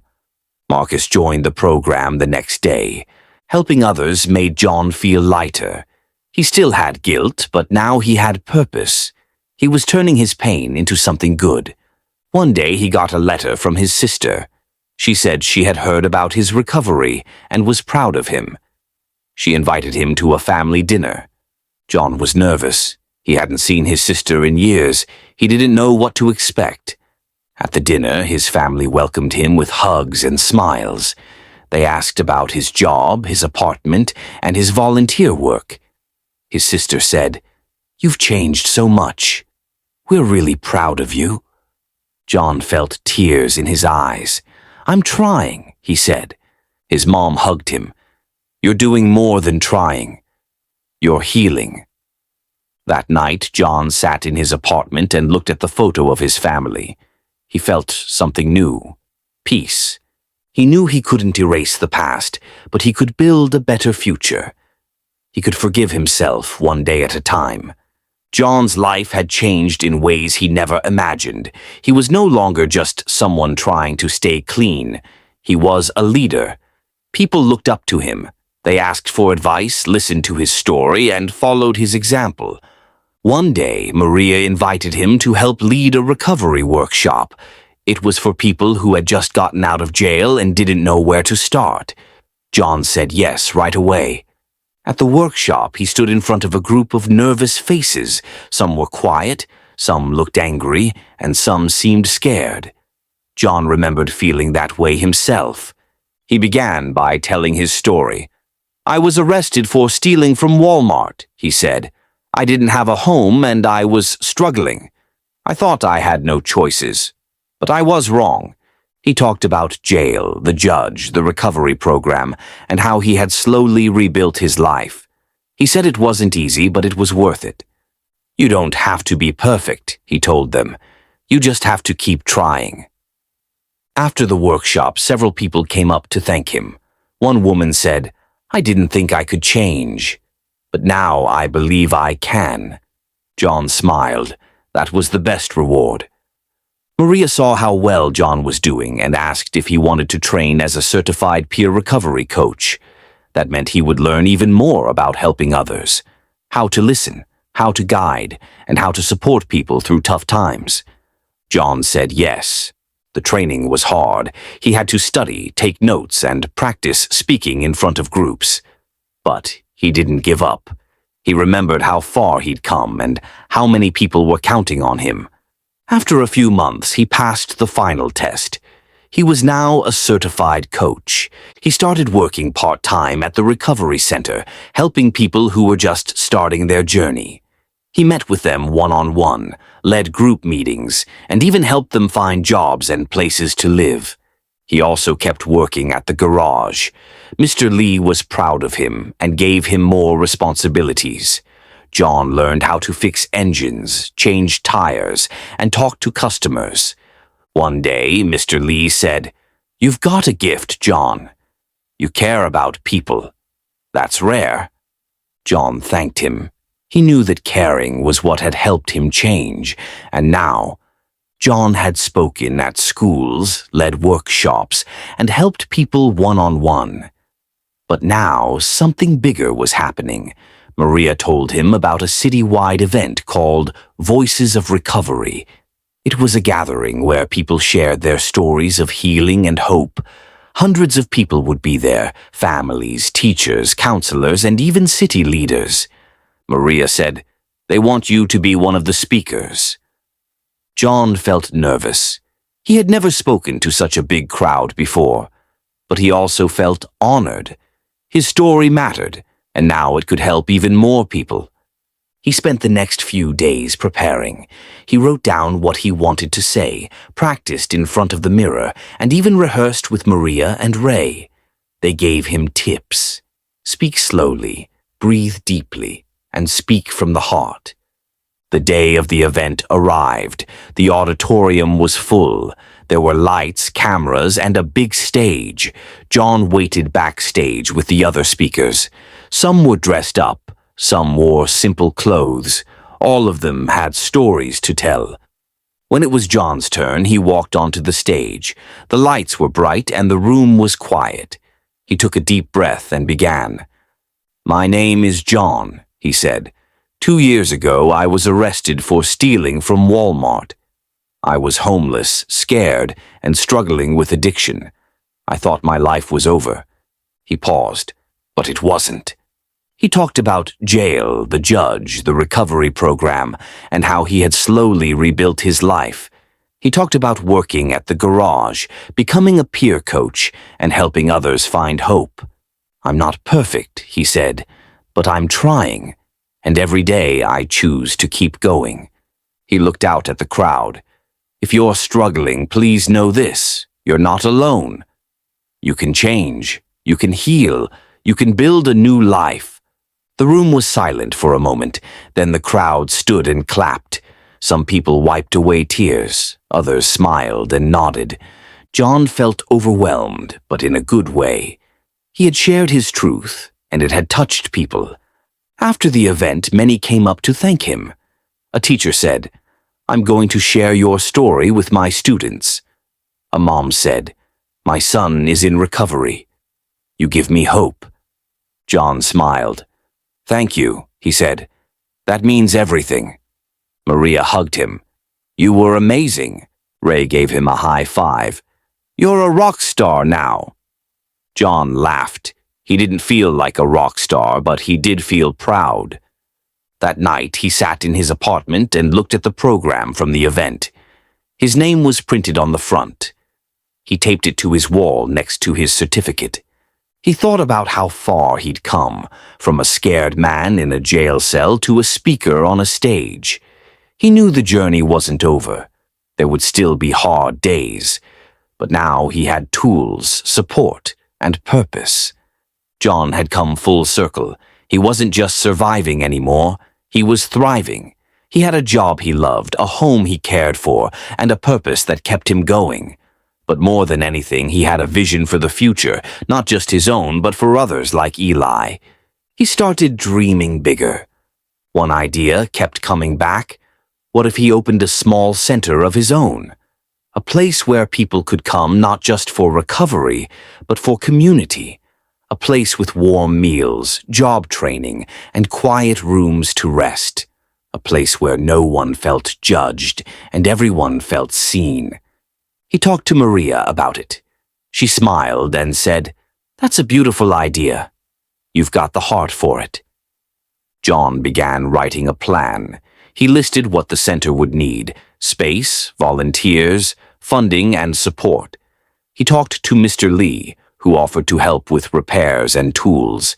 He reached out to people from his meetings, and many said they'd love to be part of it. He called it Second Light, a name that meant hope after darkness. While the center was still just a dream, John kept working. He coached Eli through his first month of recovery. He helped Denise apply for a job. He visited Lightgate and gave a talk about rebuilding after mistakes. He also kept growing. He took classes on leadership and nonprofit work. He learned how to write grants and talk to city officials. He wasn't just helping people. He was building something that could last. One day, he got a call from a local newspaper. They had heard about his journey and wanted to write a story. John agreed, hoping it might inspire someone who felt stuck. The article came out a week later. It was titled, "From Jail to Hope, One Man's Journey to Healing." It told the story of his arrest, his recovery, and his dream of opening Second Light.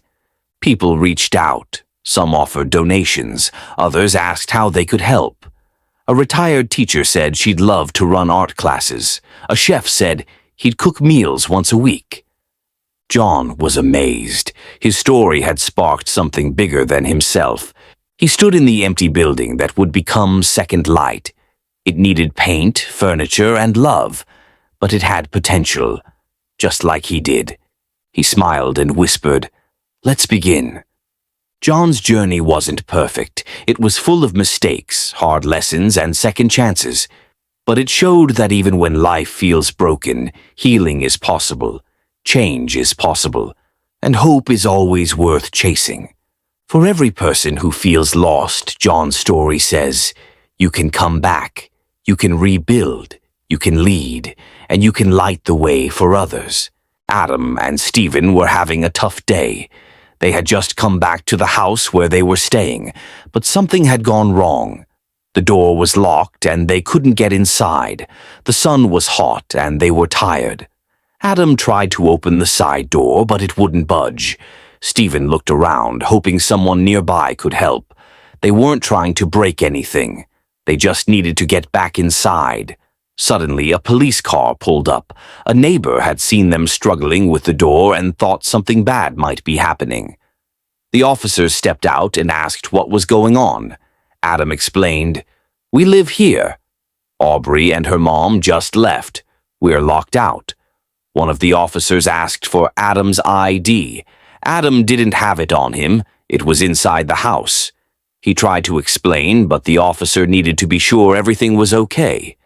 "What's your name?" the officer asked. "Adam," he said. "Your last name?"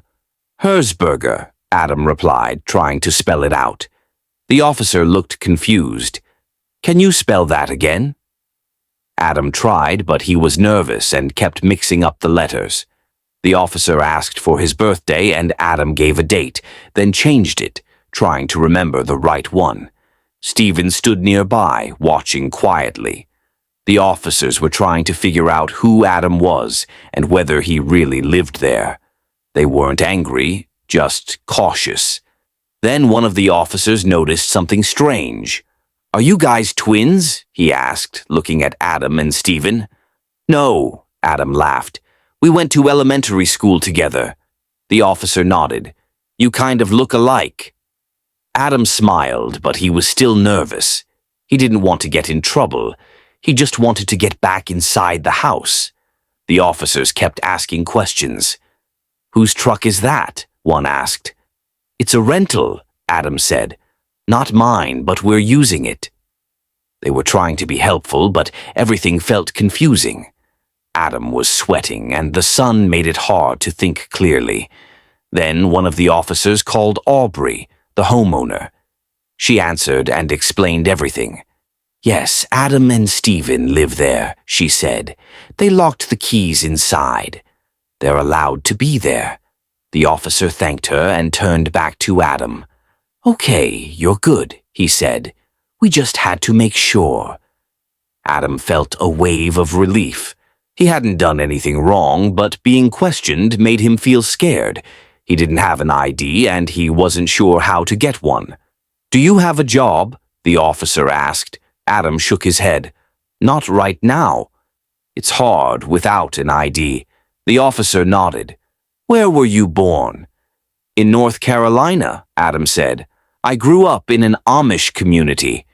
The officer looked surprised. "Really?" "Yeah," Adam said. "We didn't have birth certificates or social security numbers." "That's just how it was." The officer listened carefully. Adam explained that his uncle had helped him move away from the community. They had traveled to different places, trying to start a new life. "My uncle passed away," Adam said quietly. "Now I'm just trying to figure things out." The officer was kind. "You'll need to go to the Social Security office," he said. "They can help you get an ID." Adam nodded. He wanted to do things the right way, but it was hard. He didn't have papers, and he didn't know where to start. As they talked, Adam kept trying to open the door. He didn't want to break anything, but he needed to get inside. The officer stayed nearby, watching and talking with him. "I'm not trying to cause trouble," Adam said. "I just want to go home." The officer believed him. He could see that Adam was doing his best, and so, under the hot sun, with questions swirling and doors locked tight, Adam's story began. Not just about a house, but about finding his place in the world. After the police left and Adam and Stephen finally got back inside, things seemed calm again. But not for long. There was a neighbor who lived nearby, someone who didn't seem to like them very much. He watched everything they did. If they walked outside, he stared. If they parked the car, he took pictures. It felt strange, like they were being followed without moving. Adam tried to ignore it. He had bigger things to worry about. Finding a job, getting an ID, and figuring out how to live in a world that felt new and confusing. But the neighbor didn't stop. One day, Adam was walking to the mailbox when the neighbor came outside and started yelling. "You don't belong here," he shouted. Adam froze. He hadn't done anything wrong. He was just getting the mail. Stephen came out to see what was going on. "Is everything okay?" he asked. The neighbor pointed at them. "I've called the police." "You're trespassing." Adam felt his heart race. "We live here," he said. "Aubrey said it's okay." But the neighbor didn't listen. He kept shouting, saying things that didn't make sense. It was scary, and Adam didn't know what to do. Later that day, another police car showed up. The same officers from before came out and talked to Adam and Stephen. "We got another call," one of them said. "Your neighbor thinks something's wrong." Adam sighed. "We're not doing anything. We're just trying to live here." The officer nodded. "We know." We talked to Aubrey again. Everything checks out. But the neighbor kept calling. Every time Adam stepped outside, he worried someone might show up and ask questions. It felt like being watched all the time. Stephen tried to cheer him up. "Let's go for a walk," he said. "Get some fresh air." They walked down the street, talking about their childhoods and the things they missed. Adam told Stephen about growing up in the Amish community, how they didn't use phones or cars, and how everything was quiet and simple. "I didn't even know what a movie was," Adam said.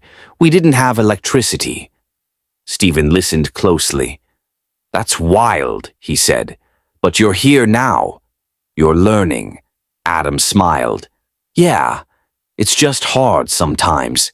They walked back to the house, hoping the neighbor wouldn't be outside, but he was, standing on his porch, arms crossed, watching. Adam didn't say anything. He just went inside and closed the door. That night he sat on the couch and thought about everything. He wanted to be safe. He wanted to belong. But it felt like someone was always trying to push him away. Stephen sat beside him. "You're doing great," he said. "Don't let him get to you." Adam nodded. "I'm trying." And so, with each day that passed, Adam learned more, not just about the world, but about himself. He learned how to stay calm when things felt scary, how to speak up when people didn't understand, and how to keep going even when the road was rough.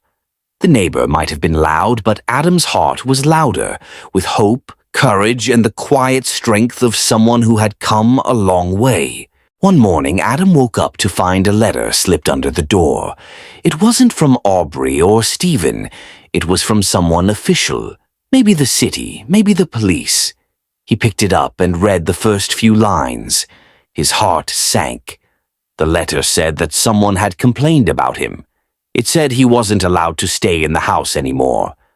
It didn't make sense. Aubrey had said he could live there. She had even talked to the police before and told them everything was okay. Adam showed the letter to Stephen. "What does this mean?" he asked. Stephen read it carefully. "It looks like the neighbor complained again. Maybe they're trying to get you kicked out." Adam felt a mix of sadness and frustration. Why would someone do that? "I'm not hurting anyone." Stephen nodded. "I know. But sometimes people don't understand. They get scared or angry for no reason." Adam sat down and stared at the letter. He had worked so hard to feel safe.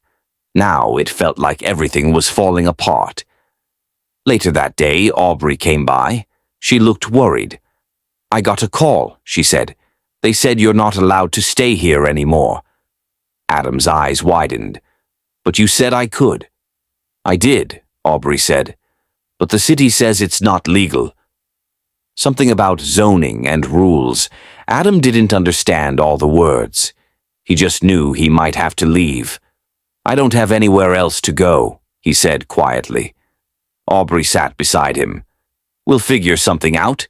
I promise Stephen joined them. We'll help you. You're not alone." That night, Adam couldn't sleep. He kept thinking about the neighbor, the letter, and the rules he didn't understand. He had come so far from a quiet Amish town to a busy city, and now it felt like the world was pushing him away again. He remembered something his uncle used to say. "Even when the road is rough, keep walking." Adam whispered those words to himself.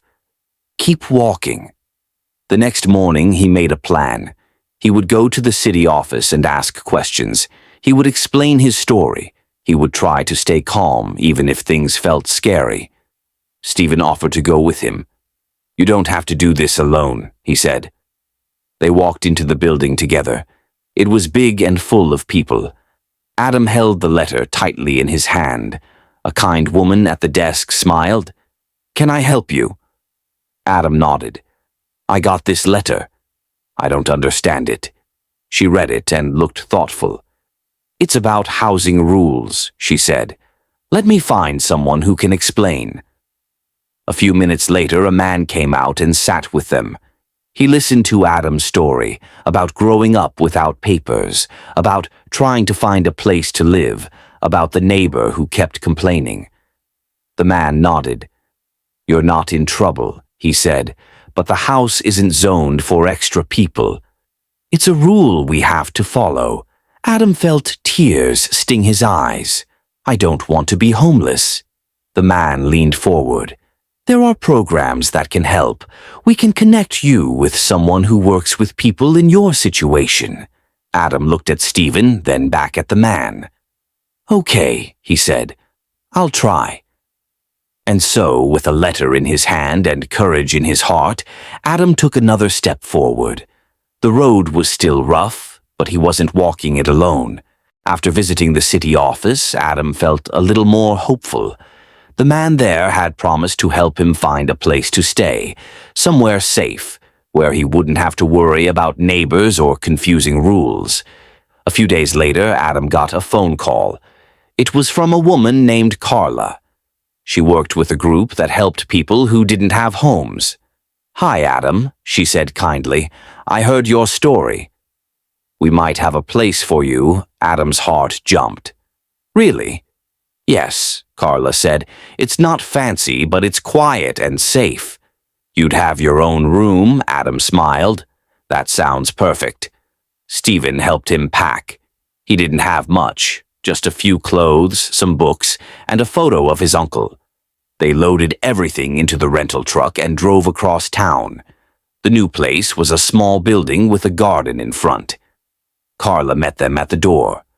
"Welcome," she said. "Let me show you around." Inside, the walls were painted soft colors. There was a kitchen, a living room, and a hallway with bedrooms. Adam's room had a bed, a desk, and a window that looked out at a tree. "This is yours," Carla said. "You can stay as long as you need." Adam sat on the bed and looked around. It wasn't big, but it felt peaceful. "Thank you," he said. Carla smiled. "You're welcome." "We're glad you're here." Stephen gave Adam a hug. "You did it," he said. "You found a place." Adam nodded. "I'm going to make it work." That night, Adam sat by the window and watched the stars. He thought about everything that had happened, the locked door, the neighbor, the letter, and the long walk to the city office. He remembered how scared he had felt, but now things were different. He had a room, a bed, and people who cared. The next morning, Carla gave him a list of things to do. "We'll help you get your ID," she said, "and maybe find a job." Adam looked at the list. It had words like Social Security Office and Job Center. He didn't understand all of it, but he was ready to learn. He spent the day filling out forms, asking questions, and meeting new people. Some of them had stories like his, people who had come from far away, trying to start over. One man named Luis told Adam, "I used to sleep in my car. Now I work at a bakery." Adam smiled. "That's amazing," Luis nodded. "You'll get there too." Each day, Adam learned something new. How to use a bus pass, how to fill out a job application, how to open a bank account. He even started helping around the building, sweeping the floors, watering the garden, and talking to other people who felt lost. "You're good at this," Carla said one day. "You make people feel welcome." Adam smiled. "I know what it's like to feel alone." Carla nodded. "That's why you're perfect for this place." And so, in a quiet room with a tree outside the window, Adam began to build a new life. It wasn't easy, but it was real, and every step he took made him stronger. Adam had been living in the new place for a few weeks. Every morning, he woke up early, made his bed, and helped clean the common areas. Carla noticed how responsible he was. One day, she said, "Adam, I think you're ready for something more. Would you like to try working part-time?"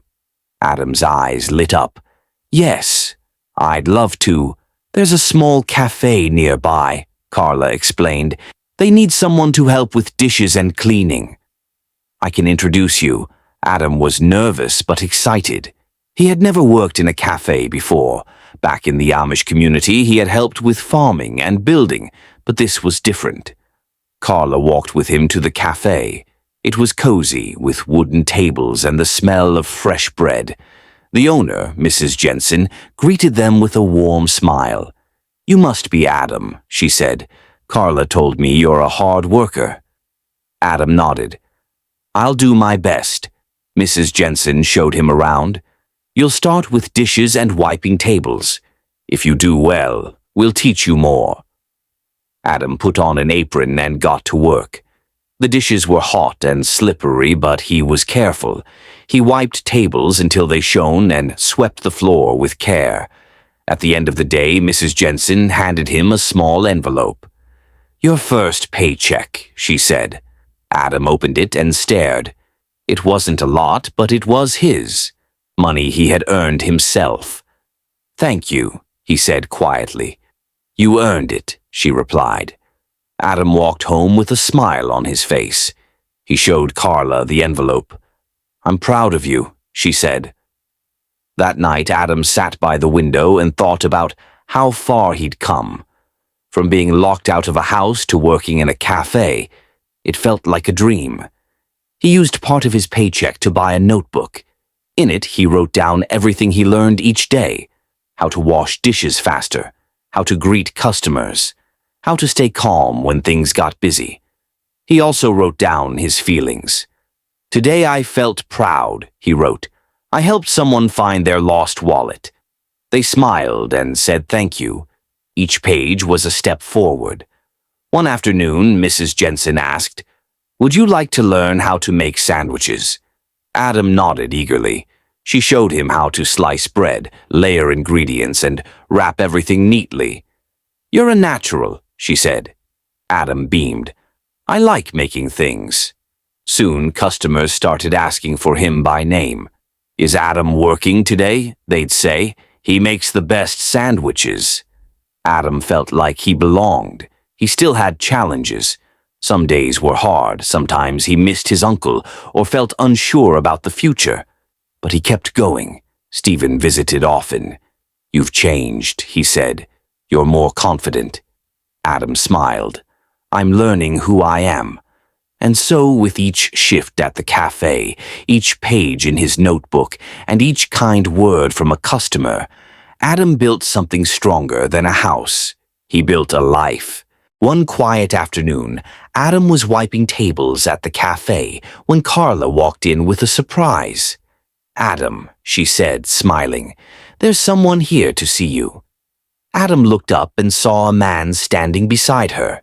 He was older, with kind eyes and a gentle smile. "Do you remember me?" the man asked. Adam stared for a moment, then his face lit up. "Mr. Miller." Mr. Miller had been a friend of Adam's uncle. Back when Adam was first leaving the Amish community, Mr. Miller had helped them find places to stay and food to eat. "I heard you were in town," Mr. Miller said. "I wanted to check in." Adam gave him a big hug. "I'm so glad you came." They sat together at a corner table, sipping lemonade. Adam told him everything. About the locked door, the neighbor, the letter, and the cafe job. "You've come a long way," Mr. Miller said. Adam nodded. "It's been hard. But I'm learning." Mr. Miller looked proud. "Your uncle would be too." Adam felt a warm glow in his chest. He missed his uncle every day. Hearing those words meant everything. "I'm trying to do things right," Adam said. "I want to help people, like he did." Mr. Miller smiled. "You already are." They talked for hours. Mr. Miller shared stories about Adam's uncle, how he used to fix broken wagons, help neighbors with chores, and tell funny jokes at dinner. Adam laughed. "He always made me feel safe." Mr. Miller nodded. "And now you're doing that for others." Before he left, Mr. Miller handed Adam a small envelope. "This is from your uncle's old savings. He wanted you to have it." Adam opened it and saw a check. It wasn't huge, but it was enough to make a difference. "I don't know what to say," Adam whispered. "Just keep going," Mr. Miller said. That's what he'd want. After Mr. Miller left, Adam sat by the window in his room and thought about everything. He remembered the quiet fields of his childhood, the long roads he had traveled, and the people who had helped him along the way. He opened his notebook and wrote, "Today I remembered where I came from, and I saw how far I've come." The next morning he used part of the money to buy supplies for the cafe, new towels, better cleaning tools, and a small plant for the counter. Mrs. Jensen noticed. "You didn't have to do that," she said. Adam smiled. "I wanted to. This place helped me. I want to help it too." She gave him a hug. "You're one of the kindest people I've met." Adam felt proud, not because of the money, but because he was becoming someone who made others feel safe, just like his uncle had. And so, with memories in his heart and kindness in his hands, Adam kept building his life, one gentle step at a time. One morning at the cafe, Adam noticed something strange. A customer was being rude to one of the other workers, a young girl named Maya. She had just started working there and was still learning. The customer raised his voice. "This sandwich is wrong. Can't you do anything right?" Maya looked down, her hands shaking. Adam stepped forward. "Excuse me," he said gently. "I made that sandwich. If something's wrong, I'll fix it." The customer blinked. "You did?" "Yes," Adam said calmly, "and I'd be happy to make another." Mrs. Jensen came over. "Is everything okay?" Adam nodded. "We're handling it." The customer grumbled but accepted the new sandwich. Maya looked at Adam with wide eyes. "Thank you," she whispered. Adam smiled. "You're doing great." Don't let one bad moment ruin your day. After the customer left, Mrs. Jensen pulled Adam aside. "That was brave," she said. "You stood up for Maya without making things worse." Adam shrugged. "I just didn't want her to feel alone." Mrs. Jensen nodded. "You're more than a worker here. You're a leader." Adam didn't know what to say. He had never thought of himself that way. But the words stayed with him. That afternoon, Carla visited the cafe. She had news. "Adam," she said, "there's a community meeting next week. They're looking for someone to speak about housing and starting over. I thought of you." Adam's eyes widened. "Me? Speak? You've lived it," Carla said. "Your story could help others." Adam felt nervous. He had never spoken in front of a crowd, but he remembered how it felt to be lost, confused, and scared. Maybe his story could make someone else feel less alone. "I'll do it," he said. Carla smiled. "I knew you'd say yes." Over the next few days, Adam wrote down what he wanted to say.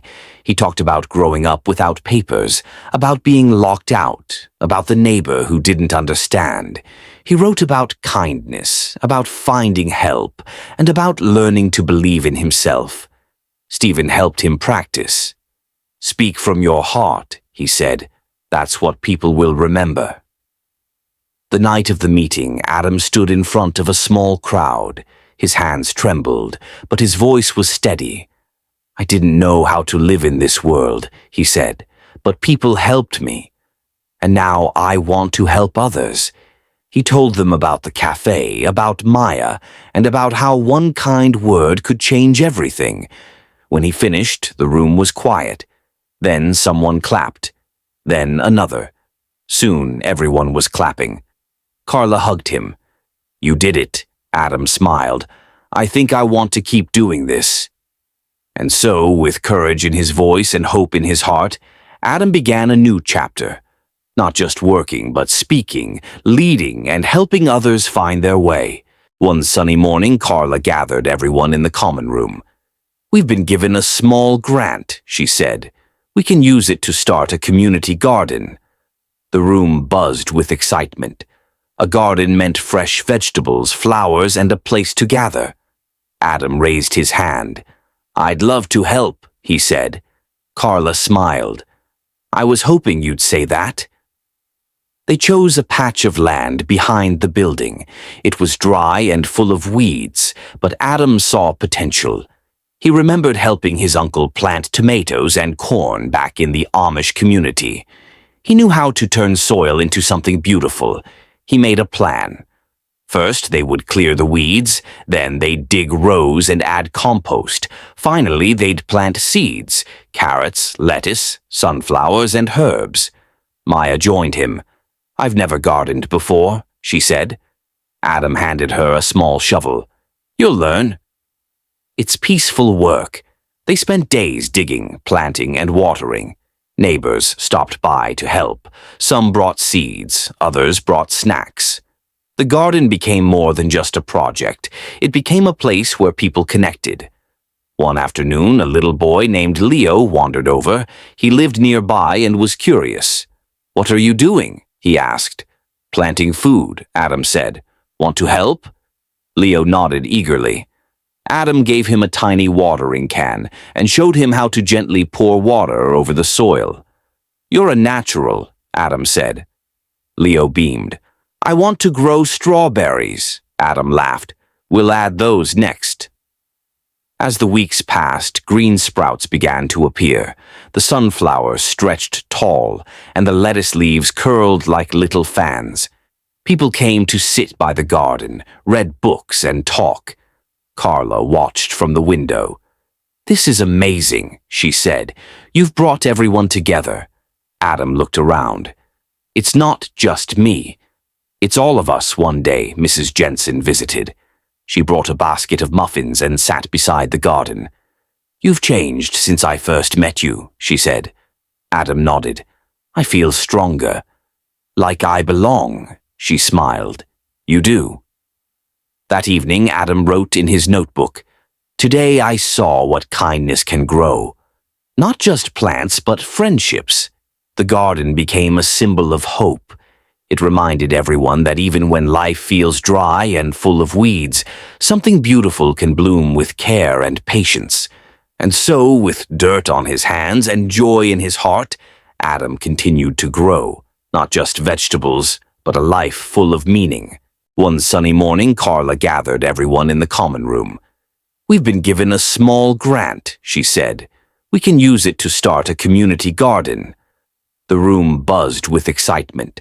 A garden meant fresh vegetables, flowers, and a place to gather. Adam raised his hand. "I'd love to help," he said. Carla smiled. "I was hoping you'd say that." They chose a patch of land behind the building. It was dry and full of weeds, but Adam saw potential. He remembered helping his uncle plant tomatoes and corn back in the Amish community. He knew how to turn soil into something beautiful. He made a plan. First, they would clear the weeds, then they'd dig rows and add compost. Finally, they'd plant seeds, carrots, lettuce, sunflowers, and herbs. Maya joined him. "I've never gardened before," she said. Adam handed her a small shovel. "You'll learn."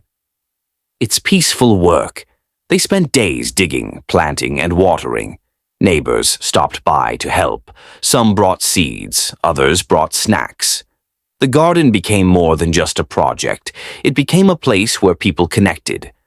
One afternoon, a little boy named Leo wandered over. He lived nearby and was curious. "What are you doing?" he asked. "Planting food," Adam said. "Want to help?" Leo nodded eagerly. Adam gave him a tiny watering can and showed him how to gently pour water over the soil. "You're a natural," Adam said. Leo beamed. "I want to grow strawberries," Adam laughed. "We'll add those next." As the weeks passed, green sprouts began to appear. The sunflowers stretched tall, and the lettuce leaves curled like little fans. People came to sit by the garden, read books, and talk. Carla watched from the window. "This is amazing," she said. "You've brought everyone together." Adam looked around. "It's not just me. It's all of us," one day Mrs. Jensen visited. She brought a basket of muffins and sat beside the garden. "You've changed since I first met you," she said. Adam nodded. I feel stronger. Like I belong, she smiled. You do. That evening, Adam wrote in his notebook, "Today I saw what kindness can grow. Not just plants, but friendships." The garden became a symbol of hope. It reminded everyone that even when life feels dry and full of weeds, something beautiful can bloom with care and patience. And so, with dirt on his hands and joy in his heart, Adam continued to grow, not just vegetables, but a life full of meaning. It was a warm summer day in Chicago, August 9th, 2020. People were hanging out at Moran Park, playing, talking, and enjoying the sunshine. But something wasn't right. Someone called the police because they saw a boy with a gun. He was wearing a red shirt and a red hat, and he seemed angry, trying to start fights with people in the park. The police rushed to the park quickly. They were looking for the boy in red. It didn't take long before they spotted someone who looked just like the person described. When the boy saw the police, he ran. The officers chased him down the street, trying to catch him before anything bad happened. As they ran, something very dangerous happened. The boy turned around and pointed a gun at the police. He fired several shots. The officers had no choice. They shot back to protect themselves. One of their bullets hit the boy, but he didn't stop running. Even though he was hurt, he managed to escape into a nearby house and hid in the basement. Now things got even more serious. The police didn't know what was going to happen next.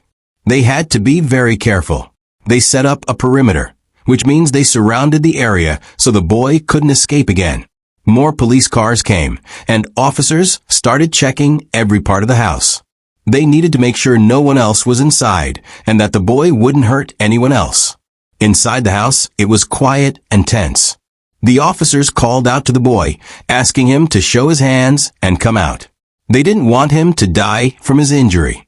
They just wanted to help him and make sure everyone was safe. But the boy didn't come out right away. He stayed hidden in the basement, bleeding and scared. The officers kept talking to him, trying to convince him to come out. They said things like, "Let me see your hands, and come to where I can see you." They wanted to help, but they also had to be careful. They didn't know if he still had the gun, or if he might try to shoot again. Eventually, the boy listened. He slowly came out with his hands up. The officers arrested him and checked to make sure he didn't have any more weapons. They called for an ambulance to take him to the hospital. The house was now a crime scene, which means the police had to look for clues and clean up the area. Outside, people were watching. Some were scared, some were curious, and some were just hoping everything would be okay. The police worked hard to keep everyone safe and calm. They talked to people in the neighborhood and made sure no one else was hurt. This was just the beginning of a long day for the police and the people in the neighborhood. What started as a normal day in the park turned into a scary and dangerous situation. But thanks to the quick response and careful work of the officers, the boy was caught, and no one else was seriously hurt. After the police finished searching the house and collecting evidence, the neighborhood slowly started to return to normal. But people were still talking about what happened. It wasn't every day that someone got shot by the police right near their homes. Some people were scared. Others were angry. And many were confused. Neighbors gathered outside, sharing what they saw and heard. Some had watched the whole thing from their windows. Others had only heard the sirens and gunshots. Everyone had questions. Why did the boy have a gun? Why did he run? Was he okay now? Would the police come back? The police knew that the community needed answers. So they held a meeting to talk to the people who lived nearby. They explained what had happened, step by step. They said the boy had fired at officers first, and that they had to protect themselves. They also said they were still investigating everything to make sure it was handled the right way. Some people believed the police and felt safer knowing they had acted quickly. Others weren't so sure. They wondered if the boy had really fired first. They asked if the police could have done something different, like talking to him instead of chasing him. These kinds of questions are hard, and there aren't always easy answers. At the same time, news reporters came to the neighborhood. They wanted to tell the story to the rest of the city. Cameras were set up and interviews were done. Some neighbors spoke on TV, sharing their thoughts. The story spread fast, and soon people all over Chicago were talking about it. The boy's family also spoke out. They were upset and worried. They said he was just a teenager and didn't deserve to be shot. They wanted to know why things had gotten so dangerous. They asked for justice, which means they wanted the truth to come out and for things to be made right. Community leaders joined in too. They talked about how important it is to keep kids safe and to help them before things go wrong. They said more programs were needed, like places where kids could go after school or people they could talk to when they were feeling angry or scared. Some people organized peaceful gatherings. They lit candles, said prayers, and talked about how to make the neighborhood safer. They didn't want more violence. They wanted to work together to help young people and build trust between the police and the community. The police listened. They promised to keep talking with the neighborhood and to be more open about what happened. They said they would look at body camera footage, which is video from cameras the officers wear. That way, people could see what really happened and decide for themselves. Even though the boy was in the hospital, the story wasn't over. People were still asking questions, sharing feelings, and trying to understand. It was a tough time, but many hoped that something good could come from it, like better communication, more support for kids, and a safer place for everyone. After the boy was taken to the hospital and the house was searched, the police started putting all the pieces together. They looked at the evidence they had collected, like the gun, the bullet shells, and the body camera videos. They also listened to what the officers and witnesses had said. Their goal was to understand exactly what happened and why. One of the most important things was the body camera footage. These are small cameras that police officers wear on their uniforms. They record everything that happens during an incident. The footage showed the moment the officers saw the boy, chased him, and when he pointed the gun and fired. It helped confirm that the boy had shot first, and that the officers had responded to protect themselves. The police also looked at the gun. They checked to see if it had been used before in other crimes. Sometimes, guns are passed around between people, and they can be linked to different events. They ran tests to see if the bullets matched any other cases. This helps them understand if the boy had been involved in other dangerous situations. They also checked the boy's background. They wanted to know if he had been in trouble before or if he was part of a group that caused problems. They found out that he had been arrested before and that he might have been connected to a gang. Gangs are groups that sometimes fight with each other and break the law. This helped explain why he had a gun and why he ran from the police. But the police didn't stop there. They wanted to know how the boy got the gun. He was young, and it's illegal for kids to have weapons. They started asking questions. Who gave him the gun? Where did it come from? Was someone else responsible for putting him in danger? They talked to his family and friends. Some people said he had been scared lately, and that he felt like he had to protect himself. Others said he had been acting angry and getting into fights. It was clear that the boy had been struggling, and that he didn't know how to ask for help. The police also worked with other departments, like detectives and youth services. They wanted to make sure the investigation was complete and fair. They didn't just want to punish the boy. They wanted to understand what led to this moment and how to prevent it from happening again. Meanwhile, the officers who had been involved in the shooting were also being reviewed. Even though the body camera showed they had followed the rules, it's important to double-check. The police department has special teams that look at these cases and make sure everything was done properly. This part of the process takes time. It's not just about what happened in the moment. It's about understanding the bigger picture. Why did the boy feel unsafe? Why did he have a gun? What can be done to help other kids like him? The police started writing reports, collecting all the facts, and preparing to share their findings with the public. They knew people were watching and waiting for answers. They wanted to be honest and clear so that everyone could understand what had happened and why. When someone gets shot by the police, even if it's because they were dangerous or had a weapon, there are many steps that have to happen afterward. It's not just about catching the person. It's about making sure everything was done fairly and safely. That's why there are special investigations and reviews. First, the police department looks closely at what happened. They check the body camera footage, talk to the officers involved, and read all the reports. They want to make sure the officers followed the rules. If they didn't, they could get in trouble, even lose their jobs or face charges. There's also something called the Civilian Office of Police Accountability, or COPA. This is a group of people who aren't police officers, but they help make sure the police are doing their jobs the right way. They look at the same evidence and decide if the officers acted properly. If they think something went wrong, they can recommend changes or punishments. Sometimes, the mayor or other city leaders get involved too. They want to make sure the community feels safe and trusts the police. They might hold meetings, give speeches, or talk to the media. Their job is to listen to people's concerns and help find solutions. Meanwhile, the boy who was shot is still in the hospital. Doctors are helping him recover, but he's also under arrest. That means he's not free to leave. When he's healthy enough, he'll go to court. A judge will decide what happens next, whether he'll stay in jail, go to a youth program, or face other consequences. In court, lawyers will talk about what happened. The police will share their evidence, and the boy's lawyer will try to explain his side of the story. Maybe he was scared. Maybe he didn't mean to hurt anyone.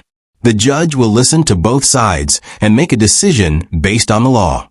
This process can take weeks or even months. It's slow because it's important to be fair. Everyone deserves a chance to explain what happened, and the truth takes time to uncover. While all this is happening, the community is still watching. People want to know what will happen to the boy, to the officers, and to their neighborhood. Some are hopeful that things will get better. Others are worried that nothing will change. The police department might also make changes. They could offer more training to officers, so they know how to handle tough situations better. They might start new programs to help kids stay out of trouble. They could even work with schools and families to build stronger relationships. All of this is part of healing after a scary event. It's not just about punishment, it's about learning, growing, and making sure people feel safe. Everyone, police, families, neighbors, has a role to play in making the community stronger. After the shooting and all the investigations, people started thinking about how to stop something like this from happening again. It wasn't just about one boy or one day. It was about the bigger picture. What could be done to help kids before they got into trouble? What could police do differently? What could the whole community learn? One idea was to focus more on youth programs.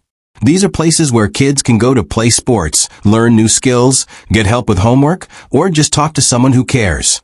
When kids have safe places to go and people to talk to, they're less likely to feel angry or alone. They're less likely to carry weapons or get into fights. Schools also started thinking about how to support students better. Teachers and counselors talked about ways to notice when a kid is struggling. Maybe they're sad, scared, or acting out. Instead of punishing them right away, schools could offer help, like counseling, mentoring, or family support. Police departments looked at their training. They asked, are our officers ready to deal with kids in crisis? They added lessons about how to talk calmly, how to notice signs of fear or stress, and how to avoid making things worse. They also practiced ways to keep everyone safe without using force unless it was absolutely necessary. Some cities created special teams called crisis intervention units. These teams include police officers, social workers, and mental health experts. When someone is in trouble, especially a young person, they respond together. That way, there's more than one kind of help available. Community members also got involved. They started mentoring programs where older teens or adults help younger kids stay on track. They shared their own stories, how they made mistakes, learned from them, and found better paths. These stories helped kids see that change is possible. Families played a big role too. Parents talked to their children about safety, choices, and feelings. They reminded them that it's okay to ask for help. They also worked with schools and police to make sure their kids were supported, not judged.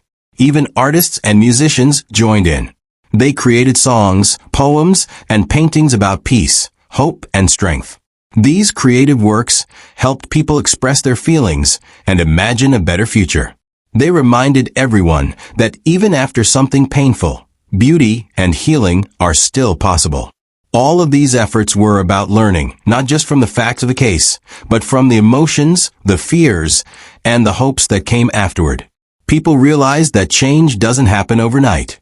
It takes time, effort, and teamwork. But every step mattered. Every conversation, every program, every act of kindness helped build a stronger, safer community. And even though the shooting was a terrible event, it became a moment where people came together to learn, grow, and protect each other. As time passed, the neighborhood began to settle again. The police investigation was mostly finished, the court case was underway, and the boy was recovering. But even though the sirens were gone and the streets were quiet, people still felt the effects of what had happened.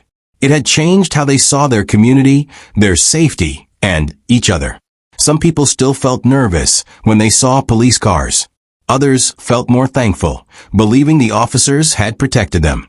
Kids asked questions their parents didn't always know how to answer. Why did the boy have a gun? Why did the police shoot? Could that happen to me? These were hard questions, but they were important. So families kept talking. Teachers kept listening. Community leaders kept working. They knew that healing wasn't just about fixing one problem. It was about building something stronger than before. One big idea was trust. Trust between neighbors. Trust between kids and adults. Trust between the police and the people they serve. Without trust, fear grows. But with trust, people can work together, solve problems, and protect each other. To build trust, the police started doing more community walks. Officers didn't just drive by in cars. They walked through neighborhoods, talked to people, and listened. They visited schools, played basketball with kids, and answered questions. They wanted people to see them as helpers, not just enforcers. Neighborhood groups also grew stronger. They organized cleanup days, block parties, and safety workshops. These events helped people connect, share ideas, and feel proud of where they lived.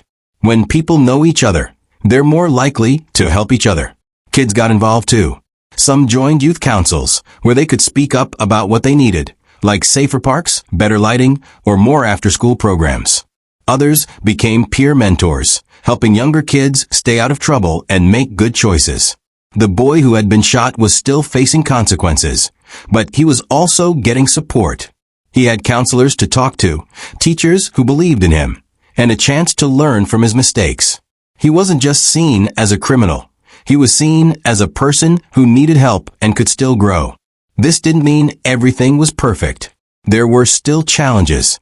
Some people were still angry. Some didn't trust the system. But there was progress, and progress matters. The story of that day in the park became more than just a scary event. It became a turning point, a moment when people decided to care more, listen harder, and work together. It reminded everyone that safety isn't just about police or laws. It's about people looking out for each other, speaking up, and choosing kindness. And even though the boy's story had started with fear and danger, it was now part of something bigger. A community learning to heal, grow, and move forward together. Even after the court case was finished and the boy's future was decided, the story didn't fade away. It stayed in people's minds, in the way they talked to their kids, in how they looked at police officers, and in the choices they made every day. It became part of the neighborhood's history, something that changed how people saw their world. Teachers used the story to help students understand big ideas, like justice, safety, and responsibility. They asked questions like, what does it mean to make a good choice? Or, how can we help someone who's struggling? These conversations helped kids think deeply and care more about others. Artists continued to create murals and music that honored the moment. Some painted pictures of hope, showing kids growing strong and communities standing together. Others wrote songs about courage, change, and the power of speaking up. These works helped people feel connected and reminded them that beauty can grow from pain. The police department kept working too. They reviewed their policies, added new training, and stayed in touch with the community. They knew that trust takes time to build, and only a moment to break. So they kept showing up, listening, and trying to do better. Families talked more openly about safety. They reminded their kids that it's okay to be scared, but it's important to ask for help. They taught them how to stay calm, how to speak respectfully, and how to make choices that keep everyone safe. The boy's story was also shared in youth centers and programs. Not to scare kids, but to help them understand. It showed how one moment, one decision, can change everything. It reminded them that even when things feel out of control, there are people who care and want to help. And for the boy himself, the journey wasn't over. He had a long road ahead, full of lessons, challenges, and chances to grow. But he wasn't alone. He had people who believed in him, who wanted him to succeed, and who saw more than just his mistakes. This story of a summer day, a chase, a shooting, and everything that followed wasn't just about one person. It was about all of us. About how we respond to fear. About how we treat each other. About how we build a world where kids feel safe, where police are trusted, and where communities stand strong. It's a story that stays with us. Not because it was easy, but because it mattered. After the court made its decision, the boy didn't go to jail. Instead, the judge chose something different, something that gave him a chance to change. He was sent to a youth rehabilitation center. That's a place where kids who've made serious mistakes can learn, grow, and get help. It's not like a regular school, and it's not like a prison either. It's somewhere in between. The center had rules. The boy had to wake up early, go to classes, and talk to counselors. He couldn't leave whenever he wanted, and he had to earn privileges like phone calls or visits. At first, he didn't like it. He missed his family. He missed his freedom. But slowly, things started to change. One of the first things he learned was how to talk about his feelings. That might sound simple, but it was hard for him. He had spent years hiding his emotions, acting tough, and keeping everything inside. Now he had to sit in a circle with other kids and say things like, "I was scared," or "I didn't know what else to do." It felt strange, but also kind of good. The counselors helped him understand why he had made the choices he did. They didn't yell at him or make him feel bad. They asked questions like, "What were you thinking when you ran?" or "What did you hope would happen?" These questions helped the boy see that he had been reacting out of fear, not because he wanted to hurt anyone. He also learned about consequences. Not just the kind that come from breaking the law, but the kind that affect people's lives. He saw how his actions had scared the community, hurt his family, and put others in danger. That was hard to face. But it helped him realize that he didn't want to be that kind of person anymore. At the center, the boy met other kids with similar stories. Some had been in fights. Some had stolen things. Some had run away from home. They all had different reasons for being there, but they shared one thing. They wanted to change. They supported each other, gave advice, and sometimes just sat quietly together when things felt heavy. The boy started doing better in school. He liked writing, especially when he could write about his life. One day, he wrote a story about the day he ran from the police. He didn't make excuses. He just told the truth. His teacher read it and said, "This is powerful." That made the boy feel proud, maybe for the first time in a long time. He also joined a music class. At first, he didn't think he'd like it. But when he picked up a drumstick and started tapping out rhythms, something clicked. Music helped him express things he couldn't say with words. It helped him feel calm, focused, and strong. As the weeks went by, the boy earned more trust. He got to call his mom once a week. He got visits from his older brother. They didn't talk about the shooting much. They just talked about life, school, and what they'd do when he came home. Those visits gave the boy hope.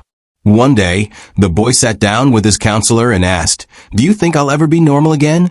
The counselor smiled and said, "You're not trying to be normal. You're trying to be better. And that's even more important." That answer stayed with the boy. He knew he couldn't erase what had happened, but he could learn from it. He could grow. He could become someone who helped others instead of hurting them. He started thinking about what he wanted to do when he left the center. Maybe he could work with kids like him. Maybe he could write more stories. Maybe he could help build safer neighborhoods. He didn't know exactly what his future would look like, but for the first time, he believed he had one. And that belief, that second chance, was the beginning of something new. Even though the boy's story had started with a moment of danger, it had now reached far beyond that single day. His voice, his honesty, and the community's response had created something bigger, a ripple effect. Like when you drop a stone into water and the waves spread out, one small action had begun to change many lives. In neighborhoods across the city, people were talking more openly about youth, safety, and trust. Other kids, who had been quiet, started speaking up. They said things like, "I felt scared too," or "I didn't know anyone cared." Teachers noticed the difference. Students were more willing to ask for help, more willing to listen, and more willing to support each other. One school started a project called My Story Matters. Students wrote about their lives, the good parts, the hard parts, and the moments that shaped them. Some wrote about losing friends. Others wrote about being bullied or feeling invisible. The boys' story had shown them that telling the truth could be powerful, even healing. Police departments in other parts of the city began asking, "What can we learn from this?" They started reviewing their own policies, especially when it came to dealing with young people. Some added more training in empathy and communication. Others created youth advisory boards, where teens could share their thoughts directly with officers. One officer said, "I used to think my job was just about enforcing rules. Now I see it's also about building relationships." That shift in thinking didn't happen overnight, but it mattered. It helped officers see kids not as threats, but as people with stories, struggles, and potential. Local leaders noticed the change too. They began investing in programs that focused on prevention, not just reacting to problems, but stopping them before they started. They funded after-school centers, mental health support, and mentorship programs. They asked young people what they needed, and they listened. The boy, now a little older and more confident, was invited to help design one of these programs. He sat in meetings with adults, shared ideas, and helped shape a space where kids could feel safe. He said, "We don't need more rules. We need more people who care." That message stuck. Even families who hadn't been directly affected by the shooting felt the ripple.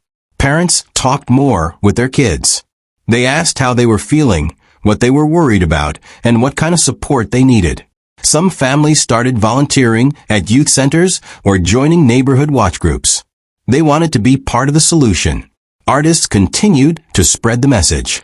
One mural showed a tree growing from a broken sidewalk, with roots made of words like hope, truth, and healing. Another showed a group of kids holding lanterns, lighting the way forward. These images reminded people that even in dark times, light is possible. The ripple effect reached City Hall, where leaders began rewriting policies to make them more youth-friendly. They added protections for kids in crisis, made it easier to access counseling, and created pathways for young people to be heard in decision-making. They understood that real change comes from listening, learning, and acting together. And through it all, the boy kept growing. He wasn't perfect. No one is. But he was trying. He was learning. He was helping. His story had become more than just a warning. It had become a guide. A reminder that even the hardest moments can lead to something better if we choose to care, to listen, and to act. The boy had come a long way since that summer day in the park. He had gone from running in fear to standing in front of crowds, sharing his story. He had learned to speak honestly, to listen deeply, and to care about others. But even with all that growth, he knew something important. Change doesn't happen all at once. It's a long road full of bumps, turns, and moments when you wonder if you're still going the right way. One morning, the boy sat on the steps of a youth center, watching the sun rise. He thought about everything that had happened. The chase, the shooting, the hospital, the court, the center, the speeches, the murals, the bridges. It felt like a lifetime ago, but it also felt like yesterday. Some memories stay close, no matter how far you travel. He had a notebook in his lap. Inside were pages filled with thoughts, poems, sketches, and plans.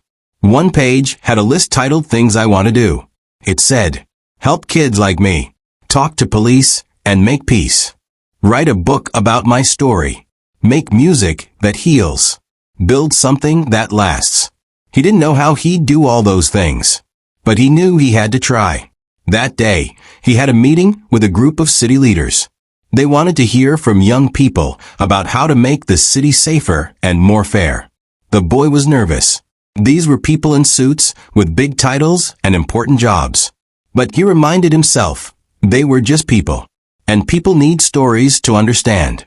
At the meeting, he sat beside other teens, some from neighborhoods like his, some from different parts of the city. They shared their experiences. Being stopped by police for no reason, feeling unsafe at school, not knowing where to go when life got hard. The boy listened, nodded, and then spoke. I used to think no one cared, he said. I thought I had to carry everything alone. That's why I ran. That's why I had a gun. I didn't trust anyone. But now I know that trust starts with truth. If you want kids to trust you, you have to listen. You have to show up. You have to mean it. The room was quiet. One of the leaders leaned forward and said, "What would you change if you could?" The boy didn't hesitate. I'd make sure every kid has someone to talk to. Not just when things go wrong, but all the time. I'd make sure police know how to talk to kids, not just chase them. And I'd make sure we have places to go where we feel safe, seen, and supported. The leaders nodded. Some took notes. Others asked questions. It wasn't a perfect meeting. Some ideas were hard to agree on. But it was a start. And starts matter. After the meeting, the boy walked home with one of the other teens, a girl named Maya. She had spoken about losing her brother to gun violence. "You were brave," she said. "I wish my brother had someone like you to talk to." The boy looked down. "I wish I had someone too. But maybe we can be that for someone else now." They walked in silence for a while, then started talking about music, school, and dreams. It felt good to connect, not just about pain, but about hope. Later that week, the boy visited his old neighborhood. He hadn't been back in a while. The park looked the same, but it felt different. He saw kids playing, laughing, running. He saw parents chatting on benches. He saw a mural on the wall near the basketball court, one he had helped design. It showed a boy standing at a crossroads with signs pointing to fear, hope, truth, and change. He sat on the bench and watched. A younger kid came over and asked, "Are you the guy from the mural?" The boy smiled. "Yeah, I guess I am." "Cool," the kid said. "I like the hope sign. It's my favorite." "Mine too," the boy replied. They talked for a while. The kid said he wanted to be a firefighter. The boy said he wanted to be a writer. They shared snacks and stories. It was simple, but powerful. One moment of connection. One step on the road. That night, the boy wrote in his notebook, "Change is slow. It's not a big explosion. It's 1,000 small sparks. A conversation. A mural. A handshake. A hug. A promise. It's showing up even when you're tired. It's speaking up even when you're scared. It's believing even when you've been hurt." He didn't know if anyone would read those words, but he knew they mattered. Over the next few months, the boy kept walking the road. He helped start a podcast where teens could share their stories. He joined a youth council that advised the mayor. He wrote articles for a local newsletter. He even started writing a book, part memoir, part guide, part love letter to the city that shaped him. He still had hard days. Days when memories came back too strong. Days when he doubted himself. Days when he felt the weight of everything. But he had tools now, people to talk to, ways to express himself, and a sense of purpose. One day, he got a letter from a kid in another city. It said, "I read about you in the news. I'm going through some stuff too. I don't know what to do. But your story helped me feel less alone. Thank you." The boy held the letter close. It reminded him that stories travel. That truth matters. That change, even slow change, can reach far. He wrote back, "You're not alone. Keep going. Keep growing. Your story matters too." And with that, he kept walking. Not toward perfection. Not toward fame. But toward something real. Something lasting. Something better. Because the long road to change isn't just about fixing what's broken. It's about building what's possible. Together.